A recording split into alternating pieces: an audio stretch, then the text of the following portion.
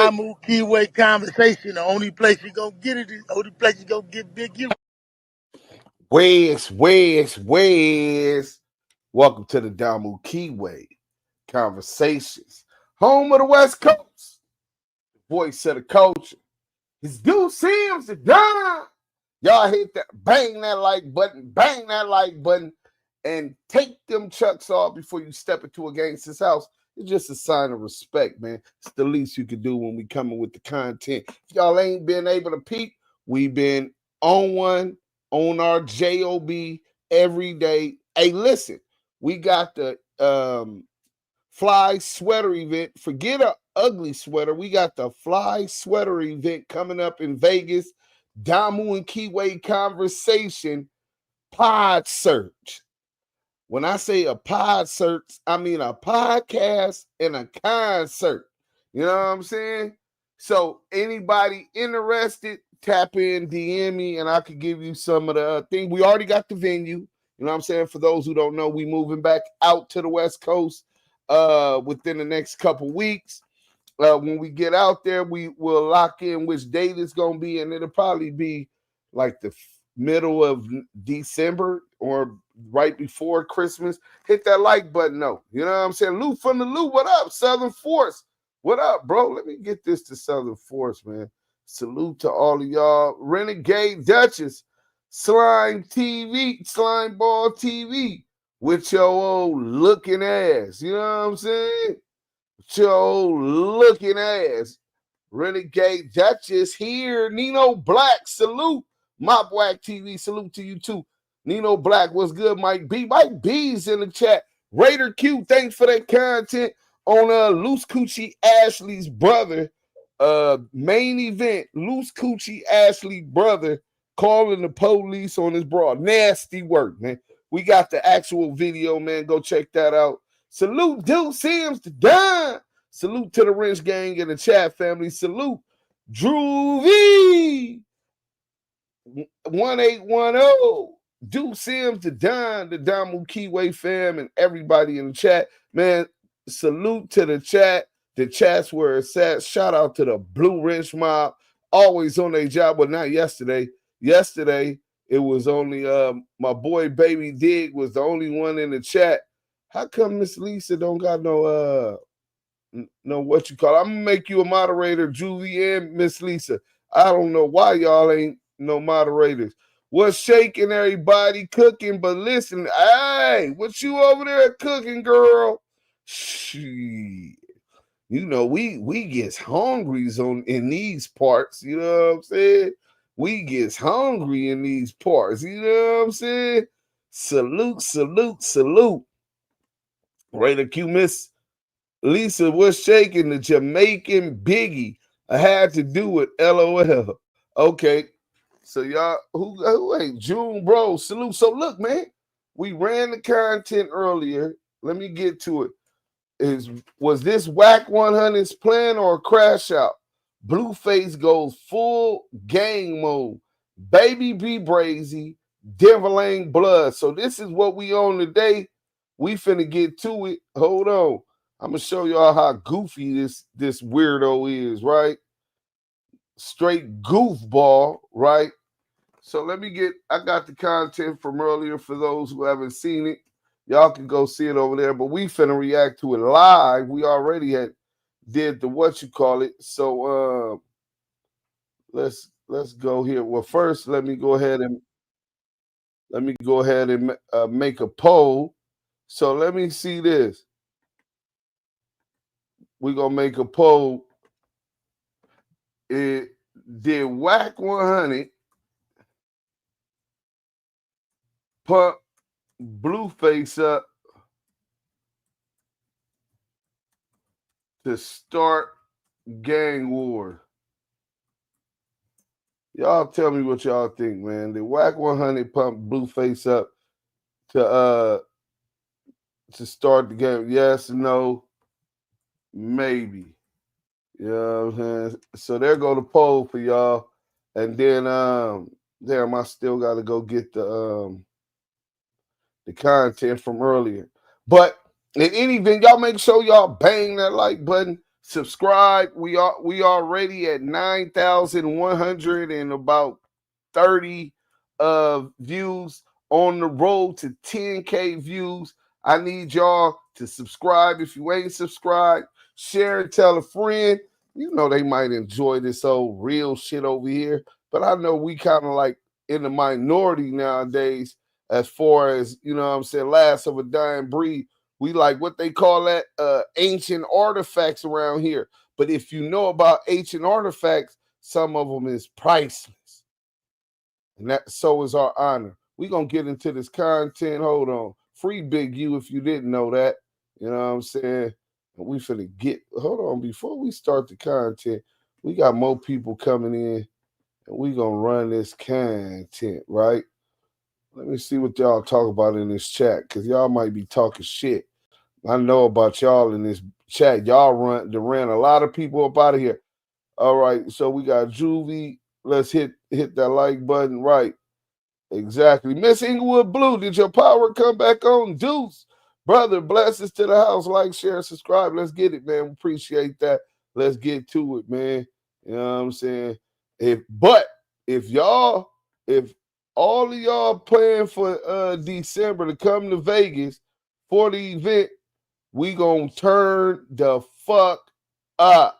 Believe that. And you're gonna have a chance at winning the golden ticket, which is gonna be a raffle, $50 to get in that raffle. So if 100 people get in the raffle, you win, that's 5 bands. If 200 people get in there, that's 10. If 300 people get into it, that's 15. But you can buy more than one ticket. It's got to be a limit. I got to talk with the team on exactly what the limit is going to be, but it will better your chances and your odds. Let's get to it. The only place you're going to get it is the only place you're going to get Big U. Where's? Welcome to the Damu Kiwe. June, what up? Conversation. Mo Hill, what up? The home of the West Coast. Voice of the culture. Duse Sims the dime. And we had to come right back at it like a crack addict with the hot content. We got the content. Smash that like button. Bang that like button. Let's hit that like button, man. Checks off before you enter a gangster's home. Just a little sign of respect, especially to what you finna get. And that's some of the hottest, dopest content on the internet. You know what I'm saying? From the hashtag ETE, Damu and Kiwe conversations. Blueface starting a gang war. Neighborhood Bloods, 20s. Black Peace Stone Nation. Fruittown Brand. And the Playboy Gangster Crip. So I know he didn't diss the Fruittown Brand, but he should be a little bit sharper than that, but he really goofy. You know what I'm saying? I'm going to show y'all how goofy he is at the end of that. And then we also going to get into the opportunity to talk about Braze. I like what Braze said. I like the Braze position. You know what I'm saying? Why this nigga is proclaiming like he gangster when he just get out. You know what I'm saying? So, nigga, you got out on bullshit, nigga. You know what I'm saying? Is you trying to benefit off of a war so that you could get your cell phone? Is that now? It's really worse than that. I was telling y'all about how goofy he was, and I didn't show it earlier because I wanted to show it now. You know what I'm saying? To everybody who came to live, hit that like button. You know what I'm saying? Maybe some of y'all remember this. I'm finna show y'all right now how goofy this nigga really is. He don't even know that he really was in a losing situation, and he out here playing. So with ready for adventure? So let me shut that up real quick, and then we gonna get into this. Soldier Boy pulls up. School Yard. Look on some gangbang shit with Soldier Boy, and then he don't even know what's going on. Where's he pulls you at? up to my hood, bro? He don't know the You difference. seen Soldier Boy around here? And the Soldier Boy. Bread. Huh? Hit that you don't know who that is? Over. All right. Nobody knows Soldier. Soldier, why would you send me this bunk ass address? Don't nobody know you over here. That's why, School Yard. What?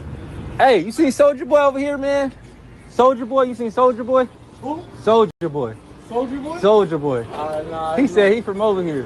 Who? Soldier Boy. I don't know no Soldier Boy. You know what I mean? Soldier. I'm right here, cuz. Where you at? You on Jefferson and Catalina. Hey. Found Soldier? I ain't find Soldier. Where he at? Y'all know Soldier Boy? You know Soldier Boy? No English. Bro. No English? Yes, you know Soldier Boy? Soldier Boy. No? Y'all know how long y'all been over here? For a long time? 2 months maybe. 2 months? I speak in English, but No English? You ever heard of Soldier Boy? No? No Soldier Boy, huh? Hey, bro. You too, man. I'm trying to. Hey, bro. If you see Soldier, tell him I came. We're looking for him, all right? All right. What's your name? My name Blueface. Blueface. Yeah, Right. School Yard. Blueface. Soldier Boy. Tell him Blueface from School Yard Crip came over here looking for him. All right. All right. Let him know. This ain't no gang shit. This the address that Soldier Boy sent me. I'm here He talking waiting on about Soldier Boy. He he taking forever. ain't on no gang shit. But look, there goes the address, 1250 West Jefferson Boulevard, right? This how stupid he is. Now, Soldier Boy claims Fruittown Paru, right? But he tells him to drop tells him he dropped the location. Now, mind you, this what Blueface don't know. Soldier Boy fucks with the homie, free the homie Mac. Hey, free the homie Mac Fever. You know what I'm saying? And the crazy thing, Mac 5 ended up going down for getting jiggy on some niggas at the studio. You know what I'm saying? Him and Flo Malcolm. You know what I'm saying? At the studio, the same homie. So the homie told Flo Malcolm, who's claims San Diego 5'9" brim, hey, Soldier, if you really trying to get the fade, pull up over here and we gonna hold you down to make sure you get the fade, right? If the nigga pull up, you get your fade out the way. We ain't gonna let nobody dirt nobody or nothing, right? But if he would have got over there, he would have won. I know how that go. You know what I'm saying? So the homie got, I think he just took 6 years, homie. 6 years. And I probably got the actual receipts. But so the homies is out there waiting. Soldier Boy said he was gonna pull up, right? So this nigga know that Soldier Boy claims Fruittown, but he don't know the difference between Fruittown, Paru, and Fruittown Brims. Fruittown Brims, South Central, LA. Fruittown Paru's in Compton, right? So he doesn't know the difference. He drops the low, and this dumbass nigga pulls up right where he's at on Jefferson, separates the NHB 20s from the Fruittown Brims. He's in 2 blood hoods and shit, bro. Niggas done got chipped on that block. They call that C blank Jefferson when I was growing up. C blank Jefferson. You know what I'm saying? And this nigga pulling up not knowing what's going on. Goofball, right? The homie from 20s and the homie from the hood was waiting for them niggas to come for 2 hours, and them niggas didn't come. So they had, one of them had some pussy and somebody else was going to go do something else. So them niggas all split up. After they split up, 30 minutes later, Blueface showed up. So that's how I go. Let's get back to the content, though. Goofball.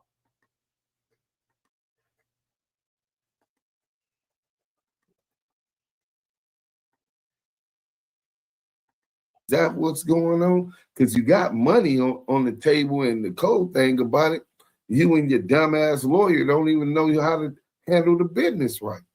Facts. But in any event, we're going to go ahead and first show y'all, we're going to get right into the content. Let's go like this real quick. So, Blueface just get out for those who's been living up under a rock or those who really just don't really keep up with what's going on. after doing state prison time, paroled from a 50-50 yard. A 50-50 yard is like a dropout yard. It means 50% of the yard is general population. The other 50% of the world of the yard is protective custody, and they mix them together, part of CDCR's interlinealization of the state penitentiary, the state prisons, and it's like that everywhere except the level 4s, 180s. They still standing on business. And if you go to one of those 50-50 yards and you bring your paperwork and they know you came from there and you didn't get off within a certain amount of days, most people consider that you're bad and you can't go there either because you have programmed with protective custody people, chomo, pedos, and rats.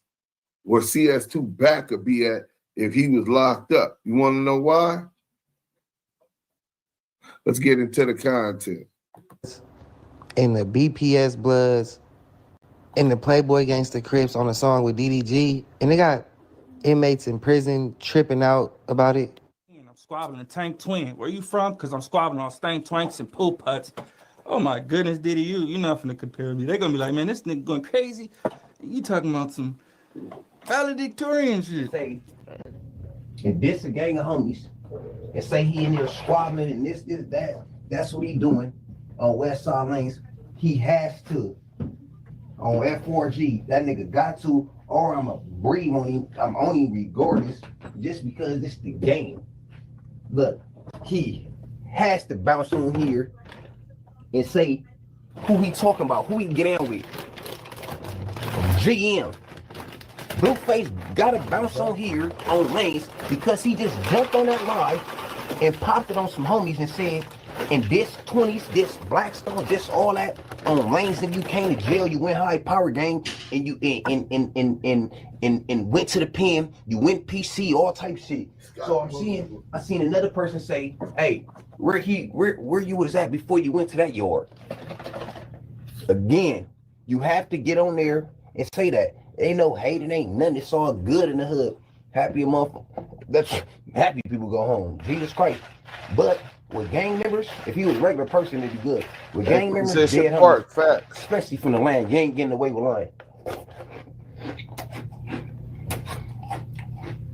Man, he don't even know. Squabbling a tank twin. Where you from? Because I'm squabbling on stank twanks and pool putts. Oh my goodness, Diddy, you're not finna compare me. They're gonna be like, man, this nigga going crazy. Now look at him on some. Now that is B Brazy right here. He's on the left. So what he talking about when he says stains, that's a disrespectful epithet to disrespect the Black P Stones. That's the Jungle Stone Bloods, JSB, and the CSB, City Stone Bloods, Biddies, blood from Biddy Stones. You know what I'm saying? Which is some very active. Shout out to the 28th on the west side, part of that Brim card. Also, Street. Shout out to the Fruit Harvard Nets and the BPS. So FHNH BPS is kind of like very close on how they function, how they move, the enemies they share, etc. So him dissing them, and then he also dissed the NHB 20 Bloods. So he understands how close they is. He might as well. And then he dissed the Playboy Crip. I ain't on here to speak on how they doing it. You gonna see old boy reaction, Stad or whateber. I thought he said he didn't bang no more. This shit is confusing. 2025 is confused gang banging online on the net. So it's not even gang banging. It's confused gang members on the line. This is crazy. 4 yard for like a triple murder or double murder on some Hoover members. He is from Denver Lane Bloods, and he not feeling the fact that Blueface was dissing people from 20s, from BPS, you know, homies of his, Bloods. So he calling cap. He saying Blueface is on PC yards. Blueface went high power in the county, meaning he used his celebrity status to go to like not a PC, but like a. He's saying that in the county he went to high power, but we know for a fact that I talked to Blueface the night before he paroled. So that morning he was paroling. I talked to him the night before. He was the homie was I was on the phone with one of the homies. The nigga was not on that, bro. So as soon as he get out of jail, he jump on this coward shit like it's a new agenda, bro. But he definitely paroled from a 50-50 yard. That's a fact. Let's go. A certain level where you have no conflict, where they He went to high security, they said, in the county. I don't know if this is true. This is what Baby Brazy is saying. And we're going to get into who Baby Brazy is a little bit more of those who don't know. You know what I'm saying? And it seems like Blueface is trying to start a gang war because now you even got Bloods. Shout out to the Lanes. Shout out to the families. It's the West Side Bloods really function together. See, WACK was never a part of none of that. He wasn't at them tables. Dead homies he wasn't. You know what I'm saying? Go back to the Valley or go to Hollywood or go over in the 60s or something, you know what I'm saying, where they'll keep him in the mix. He was out of the mix. That's why he didn't even know what FHN was when I first met him. But Baby Brazy, like you say, got life, I think, I don't know how much time he got, but a life sentence, allegedly. And he's standing on it because, nigga, this blood. You know what I'm saying? In the county, nigga disrespect some of the homies. Nigga, like, well, nigga, I'm from 20. Nigga, I'm from Blackstone in. Nigga, fuck, nigga, we gotta get in. Nigga, I need that. You know what I'm saying? And that's the press that Baby B Brazy is doing right now on Blueface. And not only just from a gang standpoint, now they're getting to critique his gangsterism as a whole. Hold on. Nigga, you ain't who you got in with. You went to high power. Now I'ma really flame him up because I know one of the homies he got in with, I think there was a reception. A New York homie, the homie Lean Brim, knocked blood out. Hold on. I'm finna try to call him right now and see what, because I remember when the homies told me about it, and then Lean told me. I know Lean got packed out in the county by the neighborhood Crip. Let me see, man. Lean is a Brim homie from New York. 5'9" Brim. Nigga, salute to the homie Lean. You know what I'm saying? Let me see. I think it say New Lean Brim. Let me see. The person you are calling cannot accept. So maybe it's not that one. You know what I'm saying?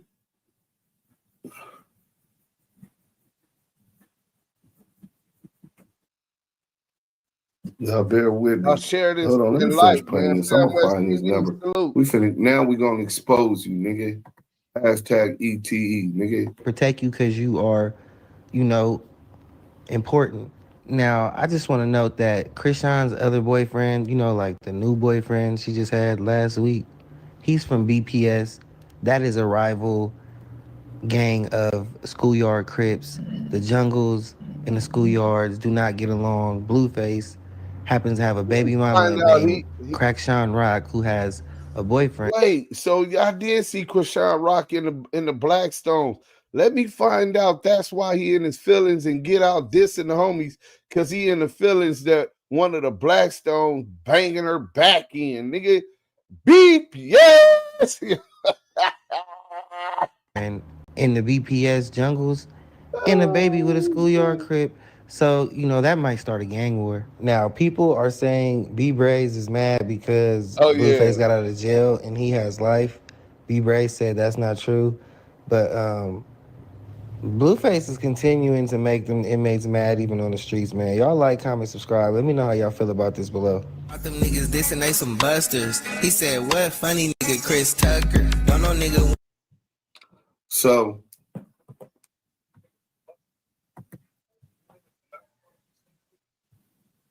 yeah, don't nobody want to be seen with the Crip cop, bro. Niggas is gonna start tripping. You know what I'm saying? So let me show y'all this little thing real quick and bring y'all all the way up, because now it hit, I think, LA Hood Media, and it looked like the problem is going to continue to The spread, you don't just do that type of shit without Not from the set, Smurf. bitch, get out the section. Crips in the room, bitch, make some room. Cold Gang, Watch your tone, I'ma Blueface, slide that call some out for bone. DP Follow to the phone, you by wanna his own die, go home. homies. That's what I thought, bitch, you thought. You never heard of Blueface, you not from the block. What's a beef to a chop? Nigga, fuck a stock, I'ma stick with the mop. Antics, crazy.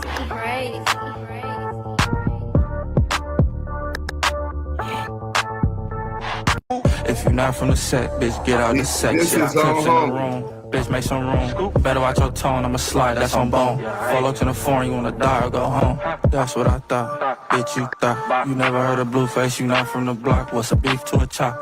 Nigga, fuck a stock, I'ma stick with the mop. Antics, crazy. So, nigga, bring your nice ass to the town. Pussy, get your issue. So now the Schoolyard Crips have called him out. Salute to the Schoolyard Crips for not allowing nasty work. this dude to try to start a gang war. Yeah, This violation. LA's already He definitely on ain't fire. no LA nigga. You know what I'm saying? And this nigga is not an active man. He is not sliding on nothing. He ain't gonna bail none of you niggas out when you niggas do y'all Dougie, because the homies gonna come do they Dougie. Y'all know where this shit could go. You know what I'm saying? Of all hoods, the Schoolyard should know where this shit could go. You know what I'm saying? So the Schoolyards with the Blackstones, the 20s, that you might as well say the FTBs, because the homies is neighborhood fruits all day, 20 brims all day. You best believe that big bank day. You know what I'm saying? So, and then you got the Duse, the VNs. Man, listen, bro. They not trying to go through all of that because of this nigga. If y'all got to go through that or y'all on that, okay, that's on y'all decision. A lot's been lost in these years of gang banging. Niggas taking field trips back and forth. Niggas getting caught taking field trips back and forth, right? I get and understand that whole dynamic. But if it's going to be that, don't let it be by a nigga who ain't going to be nowhere, who's going to throw the rock, hide his hand, and ain't gonna be nowhere around when shit gets shit. You know what I'm saying? Ain't gonna have no bail money, ain't gonna have no box of blammers, ain't gonna contribute shit to it, but gonna get it started. You know what I'm saying? But maybe, I don't know, maybe he could do what he want to do. You know what I'm saying? But then you see Zoe Simon in the chat, he said, "Cuz squabble Mayweather, doubt he worried about any phase on Crip." Baby Brazy says, "Shouldn't have did it, peas." Fire. So now they knowing that this nigga probably finna get DP. You know what I'm saying? He got some issues. Nigga, they not finna allow you to start no motherfucking gang war. Nigga, you ain't no motherfucking joint. Nigga, you know, as a rapper, you went platinum for Tatiana. And then what's the the other girl, one he got on the Tippy, dead yeah. lows? Right? You had a couple of slappers. Tippy had one of them names. Toured, all of that, so people know you from that. And the reality show, niggas don't know you from knocking nothing down over there, nigga. You wasn't no full-fledged active gangbanger at no point in your life. You know what I'm saying? So let's go to the next one, man. Let's go to the next one. Oh, hold on, wrong shit. Let's go back. Boom. So let's go here. So now here go Big Sad. Who you are. You just popped up, whatever, cool. I'm like, damn, I don't know this nigga, but he got the real scrap yards in his videos. You feel me? So whatever. So that's a disrespect to School Yard Crip about you. when he say scrap yard. Then they tell me you from Santa Clarita. But fuck all that. Let's meet up and die, nigga. What's up, Tiny Bodine? You want to meet too? What's up, Tiny Bodine? You want to meet up? Niggas don't want to meet up. Let me know any one of you scrapyard niggas want to meet, nigga, on the set, nigga. I'm dropping low, nigga. Fuck scrapyard, nigga. Let's meet, nigga. I started to leave you alone, bro, because we don't even know who you are. What up? Now, here goes this rapper yourself. Who I thought they said was no longer from his hood because he's supposed to have some work on him. Right? What's going on with all of that?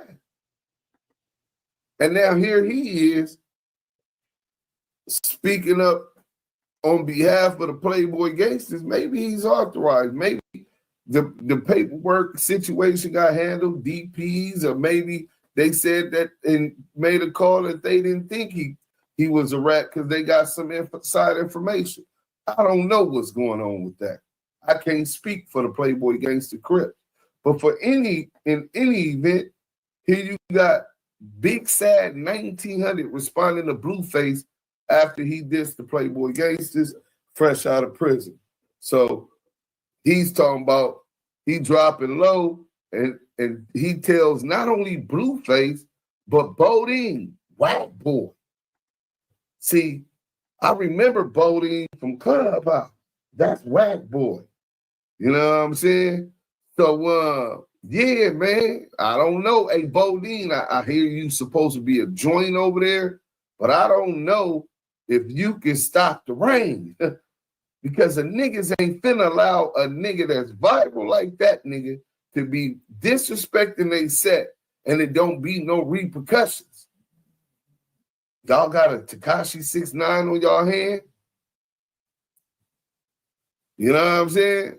Because I mean, I'm hearing something. I don't know if it's true. Was that essay? Blueface supposed to make statements on the essay that tried saying that he tried to rob him. And he got cracking on him out in Vegas. I ain't seen the work though. But now he's starting the gang war. I don't know. Is y'all working with the federal task force hit that like to button. amp this shit up and put LA on flame more so y'all can get some more indictments? Are the Playboy gangsters under investigation? Is the schoolyards under investigation? Is the Blackstones in the 20s under investigation for RICOs? I don't know. Why would you get out of jail from a 50 don't yard get them hoods involved and then do this? And then you got Big Sad 1900. Y'all tell me in the chat, is Big Sad a rat? Is Big Sad still good in his hood? And is he authorized to speak up on the Playboy gangsters and for the Playboy gangsters, or is he just speaking for himself? Y'all let me know, because I might not be up on it like y'all is. Let's go. So then you got Petty P, Big Sad responds to Blueface after he dissed his section fresh out of prison. And then you got Krishan Rock eating licking toes. Here go Baby Brazy again. On lanes because he just jumped on that live and popped it on some homies and said, and this 20s, this Blackstone, this all that on lanes, then you came to jail, you went high power gang, and you and went to the pen, you went PC, all type of shit. So I seen another person say, hey, where you was at before you went to that yard? Again, you have to get on there and say that. Ain't no hate, it ain't nothing, it's all good in the hood. Happy a motherfucker. That's happy people go home. Jesus Christ. But with gang members, if he was a regular person, it'd be good. With gang members, dead homies, especially from the land, you ain't getting away with lying.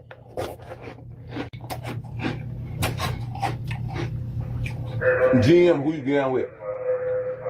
I hit the homies from Blackstone, and I'm here with plenty of them, and they say, GM, Blueface gotta bounce on here. On first day in, I'm squabbling a Tank Twin. Where you from? Yeah, And we fucking up the streets, yeah, no construction. Make these hoes late, cause I'ma stick to money. On face shots, yeah, boy, that's where we aiming. Loud mouth fast, nigga should've bought mother bitch don't like rabbits, but her wrist don't care. Now you know where I'm from, shit get ugly in seconds. Hundreds on hundreds, that stuffed in my pocket. Boy, you better quit playing, we gon' come through and shred school. If you not from the set, bitch, get out the section. Crips in the room, bitch, make some room. So we're going to go ahead and get into, I'm going to find that other video. We're going to get into who Baby B Brazy is. Y'all hit that like button if y'all ain't already did it. Sub if you ain't already did that. Now we finna get straight to it. We're going to get into Baby B Brazy. And then I'm gonna end it and tell y'all why this nigga is a goofy. You know what I'm saying? The blood who got put on by his mom. told y'all this is like a rite of passage in our shit. 50-something years of legacy. Shout out to the LA Lane. Cold out in Mira, quiet enough to hear the hum of streetlights before everything broke loose. 1 second it was car engines and chatter. The next, it was screams and gunfire cutting through the dark. 2 bodies hit the pavement. 1 girl bleeding, paralyzed, crying out for help that never came. They said the shooter told the crowd, "I'm not scared to die," before stepping into the smoke. Nobody laughed that night. The street didn't forget his words, but this story didn't start there. Long before that gunfire, he was just a kid from 109th Street, a blood raised by a blood, and the hood already had plans for him. DeAndre L. Bonner came into the world on February 15, 1991, right in the middle of South Central Los Angeles, where gang politics were as normal as Sunday dinners. His block sat near 109th and Figueroa, deep in Denver Lane blood territory, a small gang politics are just like family dinner every single day. This is in your household. My dad from the set, uncles from the set. It's different, bro. You know what I'm saying?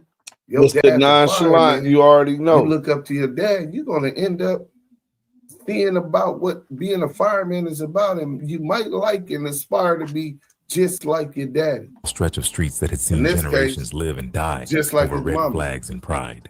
The people around him didn't talk about escaping the hood. They talked about surviving inside it. By the time he could ride a bike, he already knew which corners belonged to who and which colors could get you pressed. There was never a man at home to teach him how to be one. Only older homies and a mother who already knew what gang life looked like. His mom wasn't a stranger to that world. Also, to all the parents that's in the land, that'd be the family tree. Facts. If you, as a father, specifically the fathers, if you don't teach your son how to be a man inside that household, the streets is going to teach him how to be a man on them streets. If you don't teach your kid and you're not there for your kids like me, like the mistake I made, not being there for my son. Thank God he didn't become a gangbanger, that he didn't start selling drugs or any other criminal behavior. Good kid. I'm fortunate. Thanks to my baby mama. Salute to my ex-wife, Keisha. But if you don't teach your son how to be a man in the household, then the streets are going to be the ones that teach him what being a man is. People said she was respected, connected, maybe even a little feared. She wasn't just watching her son grow up in it. She was part of it. In their neighborhood, the line between family and gang blurred so much that it disappeared. When people said family, sometimes they meant the set. By the time DeAndre turned 12, the Denver Lanes were already family to him. Older members saw something in the skinny kid who didn't talk much but always paid attention. He didn't need to be told the rules because he'd been soaking them up his whole life. When he got put on, it wasn't some quiet thing. It happened right there in the backyard, surrounded by men who had already earned their names in the streets. His mom stood there too, watching, nodding her head while her son took punches that would have broken other kids. She didn't stop it. She approved it. That day, the streets took him fully. Getting put on by your mom is rare, even in LA gang culture. Most mothers cry and beg their sons to stay out of it.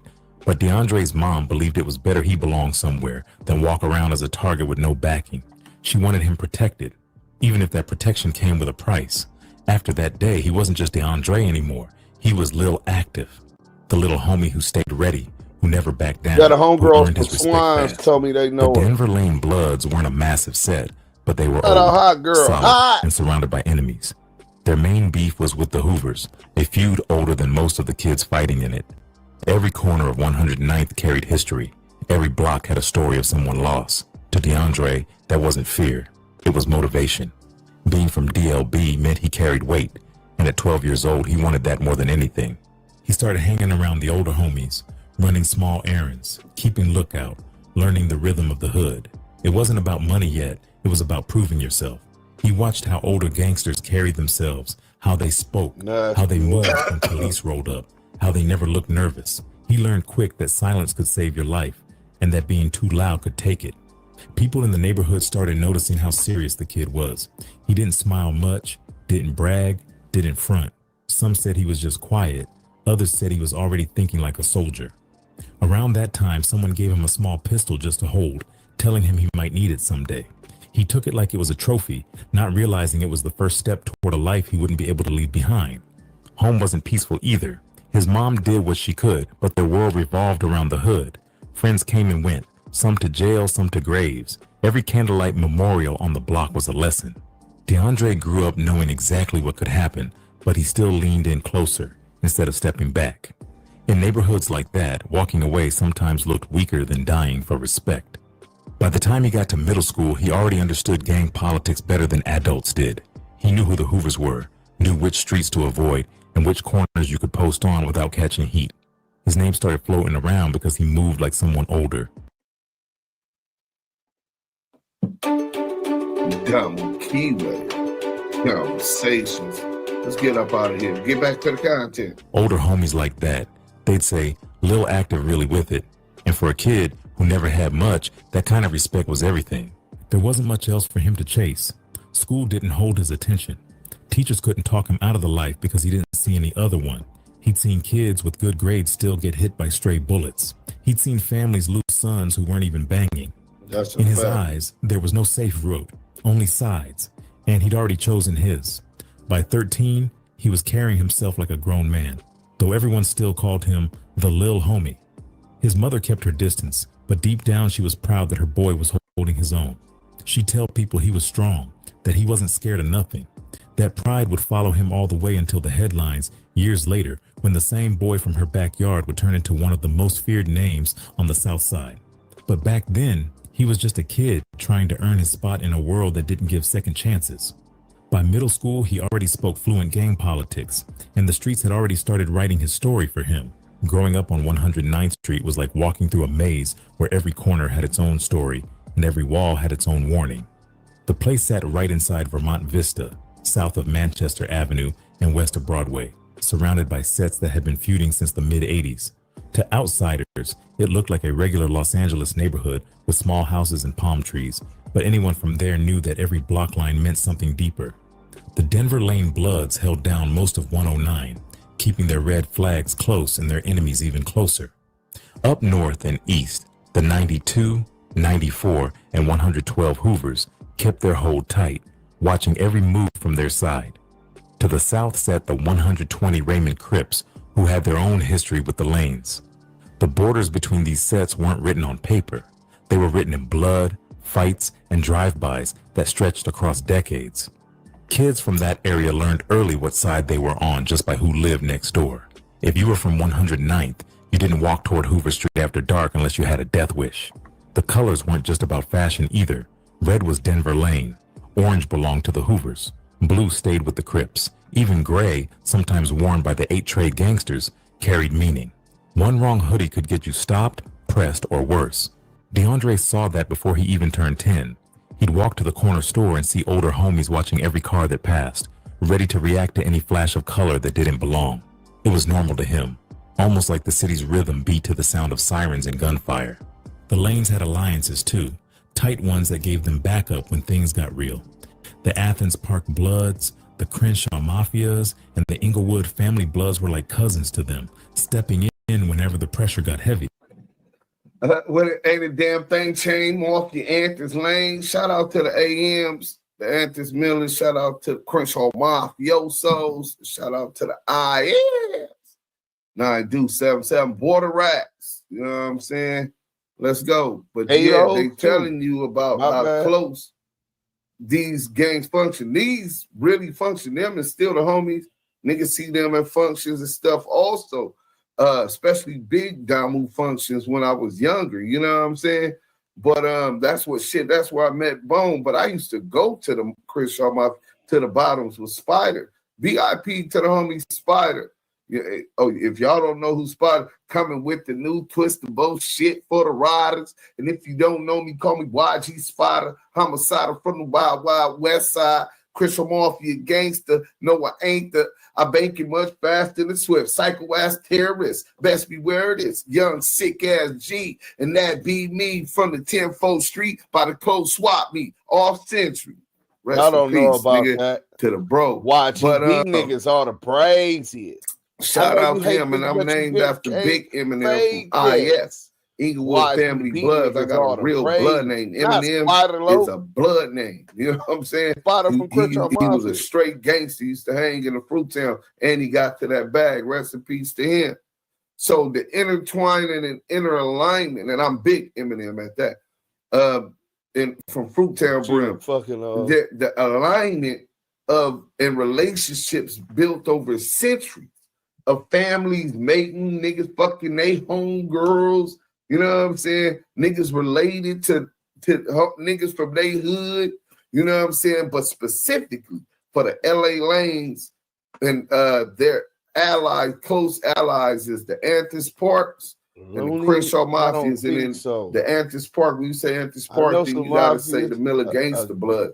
And you also got to give it up for the Village Town Pirus because they're close. So all of these different hoods are intertwined and got love for and are allies of each other. Let's go. These alliances weren't based on paper agreements. With very few beefs. You know what I'm saying? But on shared wars and the same enemies. When a Hoover hit a lane, other blood sets felt it too. That's how thick the politics ran in South Central. DeAndre started to understand all that before he even hit high school. He'd see RIP shirts getting printed at the swap meet for boys who weren't much older than him.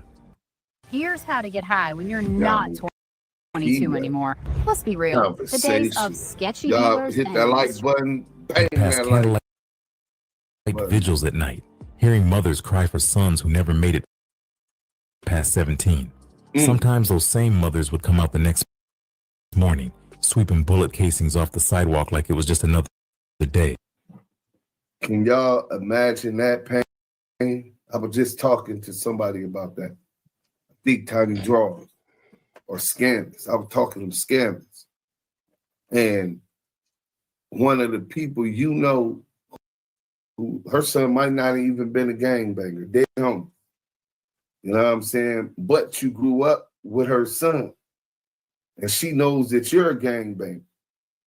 And this kid walks to the store and he loses his life because a rival gang of Eminem slid through looking for members of the Fruit Town Brims, and instead of shooting a Fruit Town Brim, they shot any little young kid that looked like he could be from over there.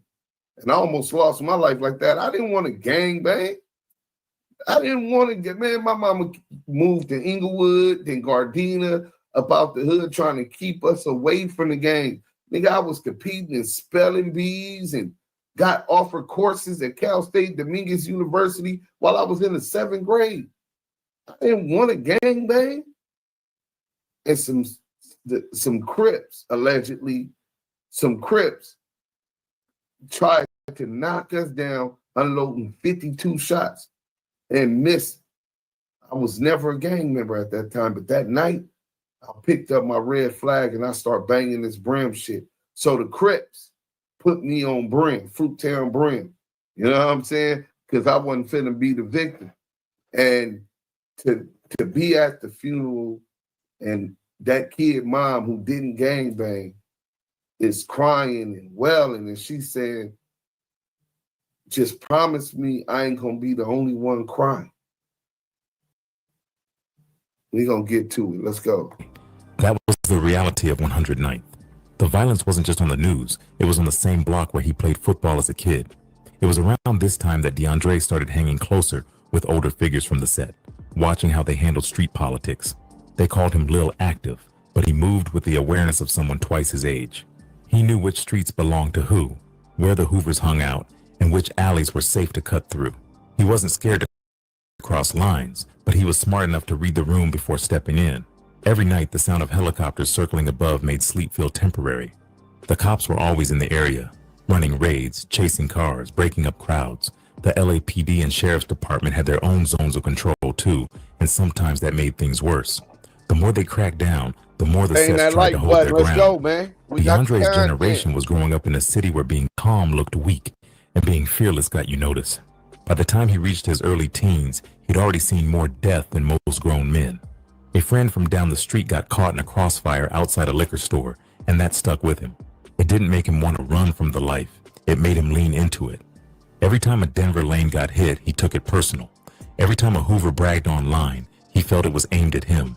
Life on 109 wasn't about finding peace. It was about making your name mean something before someone took it away. To DeAndre, the street wasn't a choice. Making your name mean something before they take it away. Meaning you get killed or you get life in jail and that name be taken away. Trying to leave your mark because you anticipate death because you're surrounded by it. You realize that this is real, that you could die any day. You could get life any day. And this is what a lot of young kids are struggling with in the inner cities of Los Angeles. Shout out Inglewood, Watts, Compton, Long Beach, you know what I'm saying? Torrance, Gardena, West LA, East LA, South Central, and the Valley. But it's real hectic over there, and y'all gonna hear more about it. It was the only language he knew. You didn't choose sides here. You inherited them. In the mid-90s, before DeAndre's name ever hit the streets, there was another name ringing through Denver Lane territory, Bruce B. Brazy, Parrish Jr. He was one of the original faces of the Damu Riders movement, a group of blood rappers who put their stories into music while the Crips had... Rest in peace to my nigga Brazy days. I knew Braze. Then really got to chop it up with Braze. You know what I'm saying? Braze used to come to the hood too. VIP Spider used to come to the hood, dice games, all that in the project.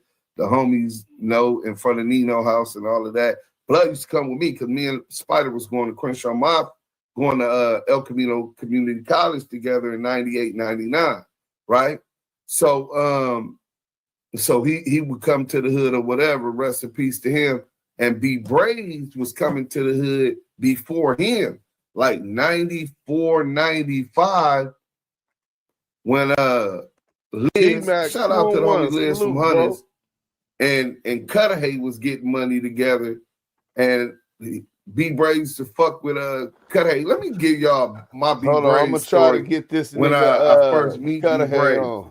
So I'm on my shit at this time. It's 94, 95. I'm in the projects. I got the thing on me. I see a Datsun Beat 210 pull up right there and park on Catalina across the street from the University Gardens front gate on Catalina. Hold on, I'm gonna stop this. I'm gonna call Cudahy. So if y'all think we capping, hold on. We don't do no capping.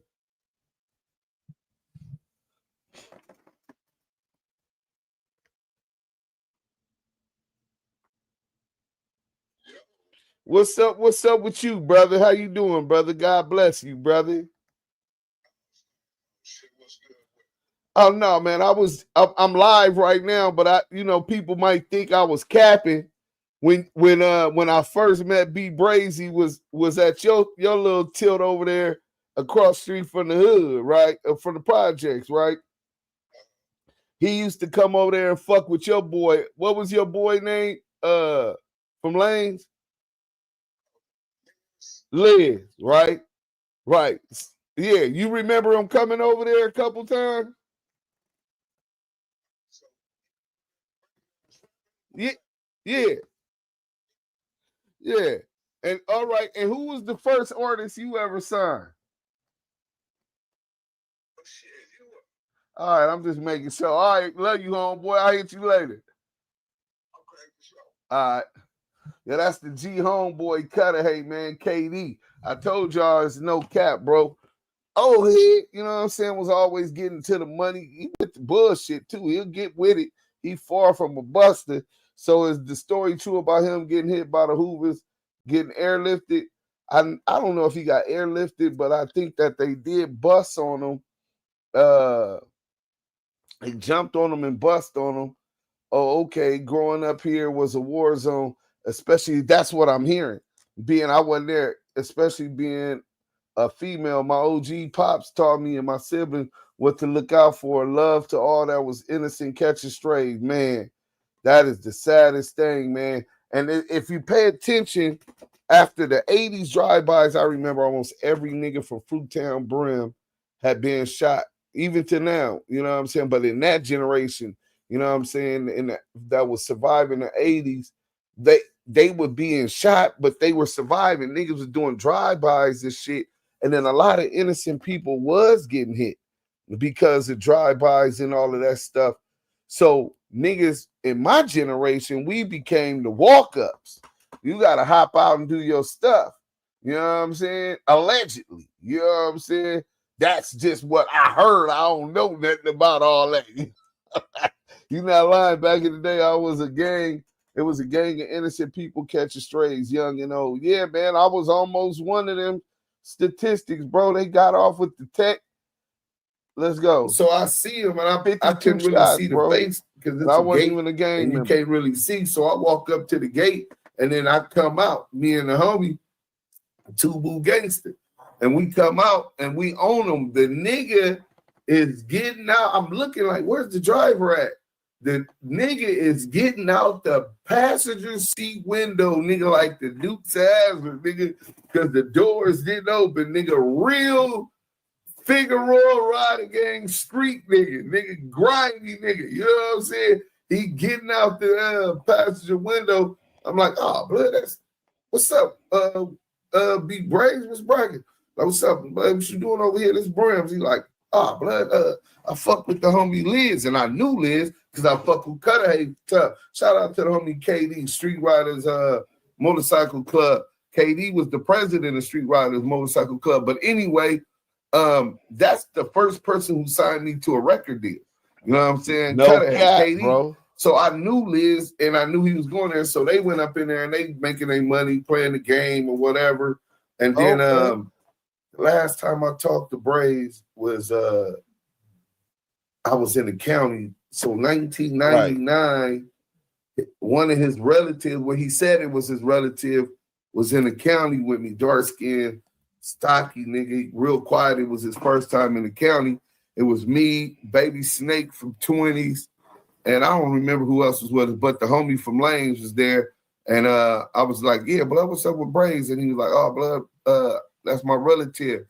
And he called him, and Brazy was like, yeah, blood, my relative. Hey, this is first time in the bounty. Look out for him. I said, on B gang, ain't no look out for. Nigga, ain't nothing finna happen to blood. As long as he willing to take his phase, nigga, blood ain't finna get done without me getting done with him. You know what I'm saying?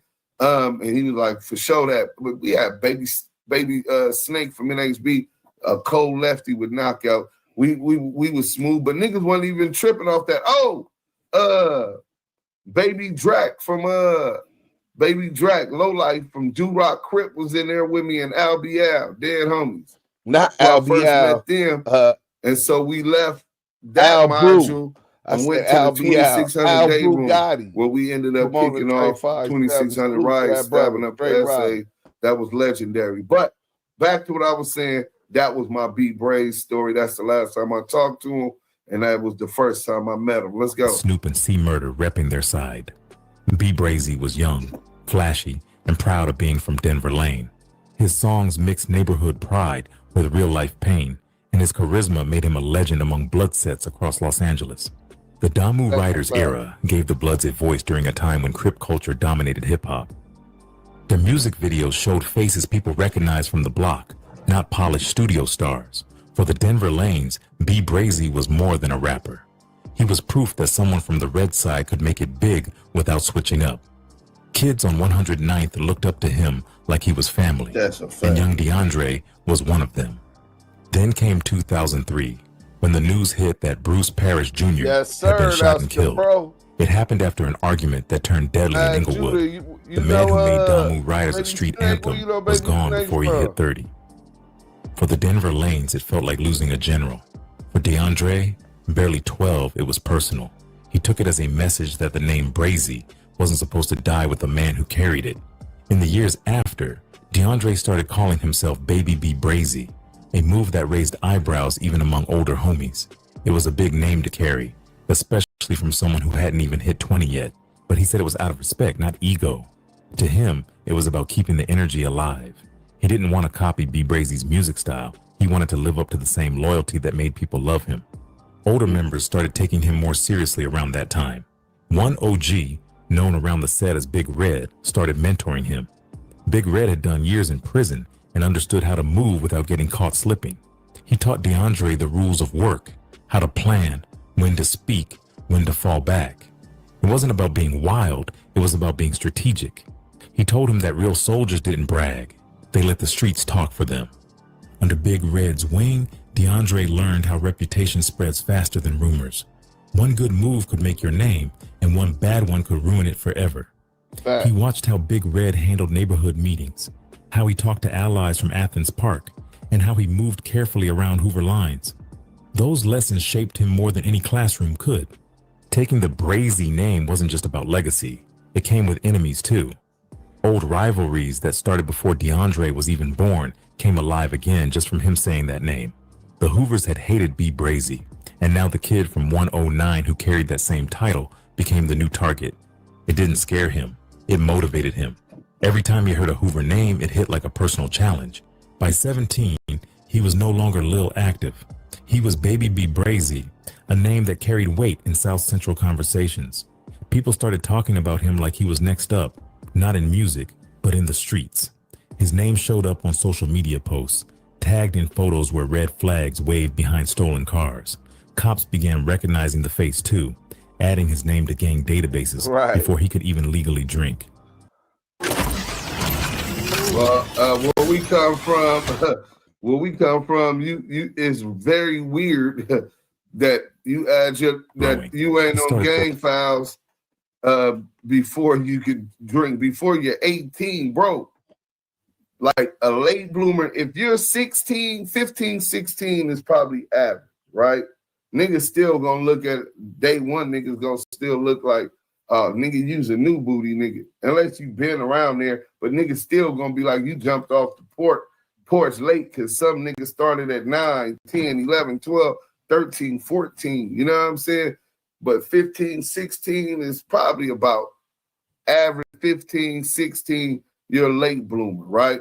17, 18 niggas is looking at you like you Christopher Love boys. You know what I'm saying? You know how many wars could go down during that? We're going to get into those statistics and all of that and make this an educational moment. But let's get back to organizing younger homies, telling them to move smarter, to watch every car that passed, to treat every street corner like it was being watched. He wasn't a loud leader, but people followed him anyway. Something about the way he carried himself made it clear he wasn't pretending. The death of Big Red around 2012 hit him hard. The OG was killed in a shootout near Western Avenue, and that loss cracked something inside DeAndre. The man who taught him patience was gone, and what replaced that patience was anger. From that point forward, he stopped trying to avoid the war and started trying to win it. He wasn't chasing fame, he was chasing revenge. By the time he reached his 20s, Baby B Brazy wasn't just a name on 109th. It was an identity that carried both respect and fear across Los Angeles. To his set, he was a young soldier who held down the lane with pride. To his enemies, he was a walking reminder that Denver Lane never forgot its dead. Every time someone whispered his name, they said it with a mix of respect and caution. What started as a tribute had now become a mission. The name Brazy wasn't just a nickname anymore. It had turned into a prophecy, one that would follow him everywhere, from the streets of South Central to the stories that would later make him infamous. He didn't know it yet, but that same name that earned him respect on 109th would also drag him into the kind of violence that only ends two ways, in a cell or a coffin. The story between the Denver Lane Bloods and the Hoovers didn't start with Baby B Brazy. That tension had been boiling for decades, stretching back to when the Hoovers were still flying blue and calling themselves the Hoover Crips. Back in the mid-'80s, something split that bond wide open. The Hoovers broke away from the Crips and started calling themselves Hoover criminals instead, building their own code and claiming independence from the rest of the Crip structure. It wasn't just a name change. It was a power move that changed the streets of South Central forever. When the Hoovers dropped the Crip title, they didn't lose the street mentality that came with it. They just took it and rebuilt it into something even colder. Their main territory stretched through the heart of Los Angeles, from 43rd all the way up through 112th Street. They ran block by block, and anyone not part of that world was seen as competition. The Hoovers stood out because... So let me clarify this for all of you non-affiliates. The 5 Duse Hoover Crips are still Hoover Gangster Crips, right? They represent and ride with the rest of the Hoover identity first and foremost, but they still hold on to the Crip title. Now, the rest of the Hoovers that's still around, ain't no more Fortray Hoovers. That's Dark Side 40 Hood now. Used to be Fruittown Brim Hood, right? Now you got some old niggas that I done met for Fortray Hoover when I was growing up. Old pimp niggas and all kind of shit, right? But that's not their territory. In LA, these gangs really have and patrol and control different territories. So now you go to the 5 9s, to 7 foes, 8 trays, 9 Deuce, 9 foes, 107s, the Salos, and 11 Dulos, right? Hartown Hoovers, Long Beach Hoovers, they got Hoovers all over. Them niggas is turned, they wild, etc. But in any event, all of them are criminals except for the 5 Deuces. You know what I'm saying? Who were criminals, which, like he said, there came a point where the Hoovers was so vicious and so deep that they were like, fuck that. We Crip killer, CK, we blood killer, BK, we O killer, that's 6 O, 4 O's, 3 O's, Rollin 100’s, right? They're killer. All of these other gangs is supposed to be them against the world. You know what I'm saying? Even though some other hoods of late have alliances with them. You know what I'm saying? But let's get back to it.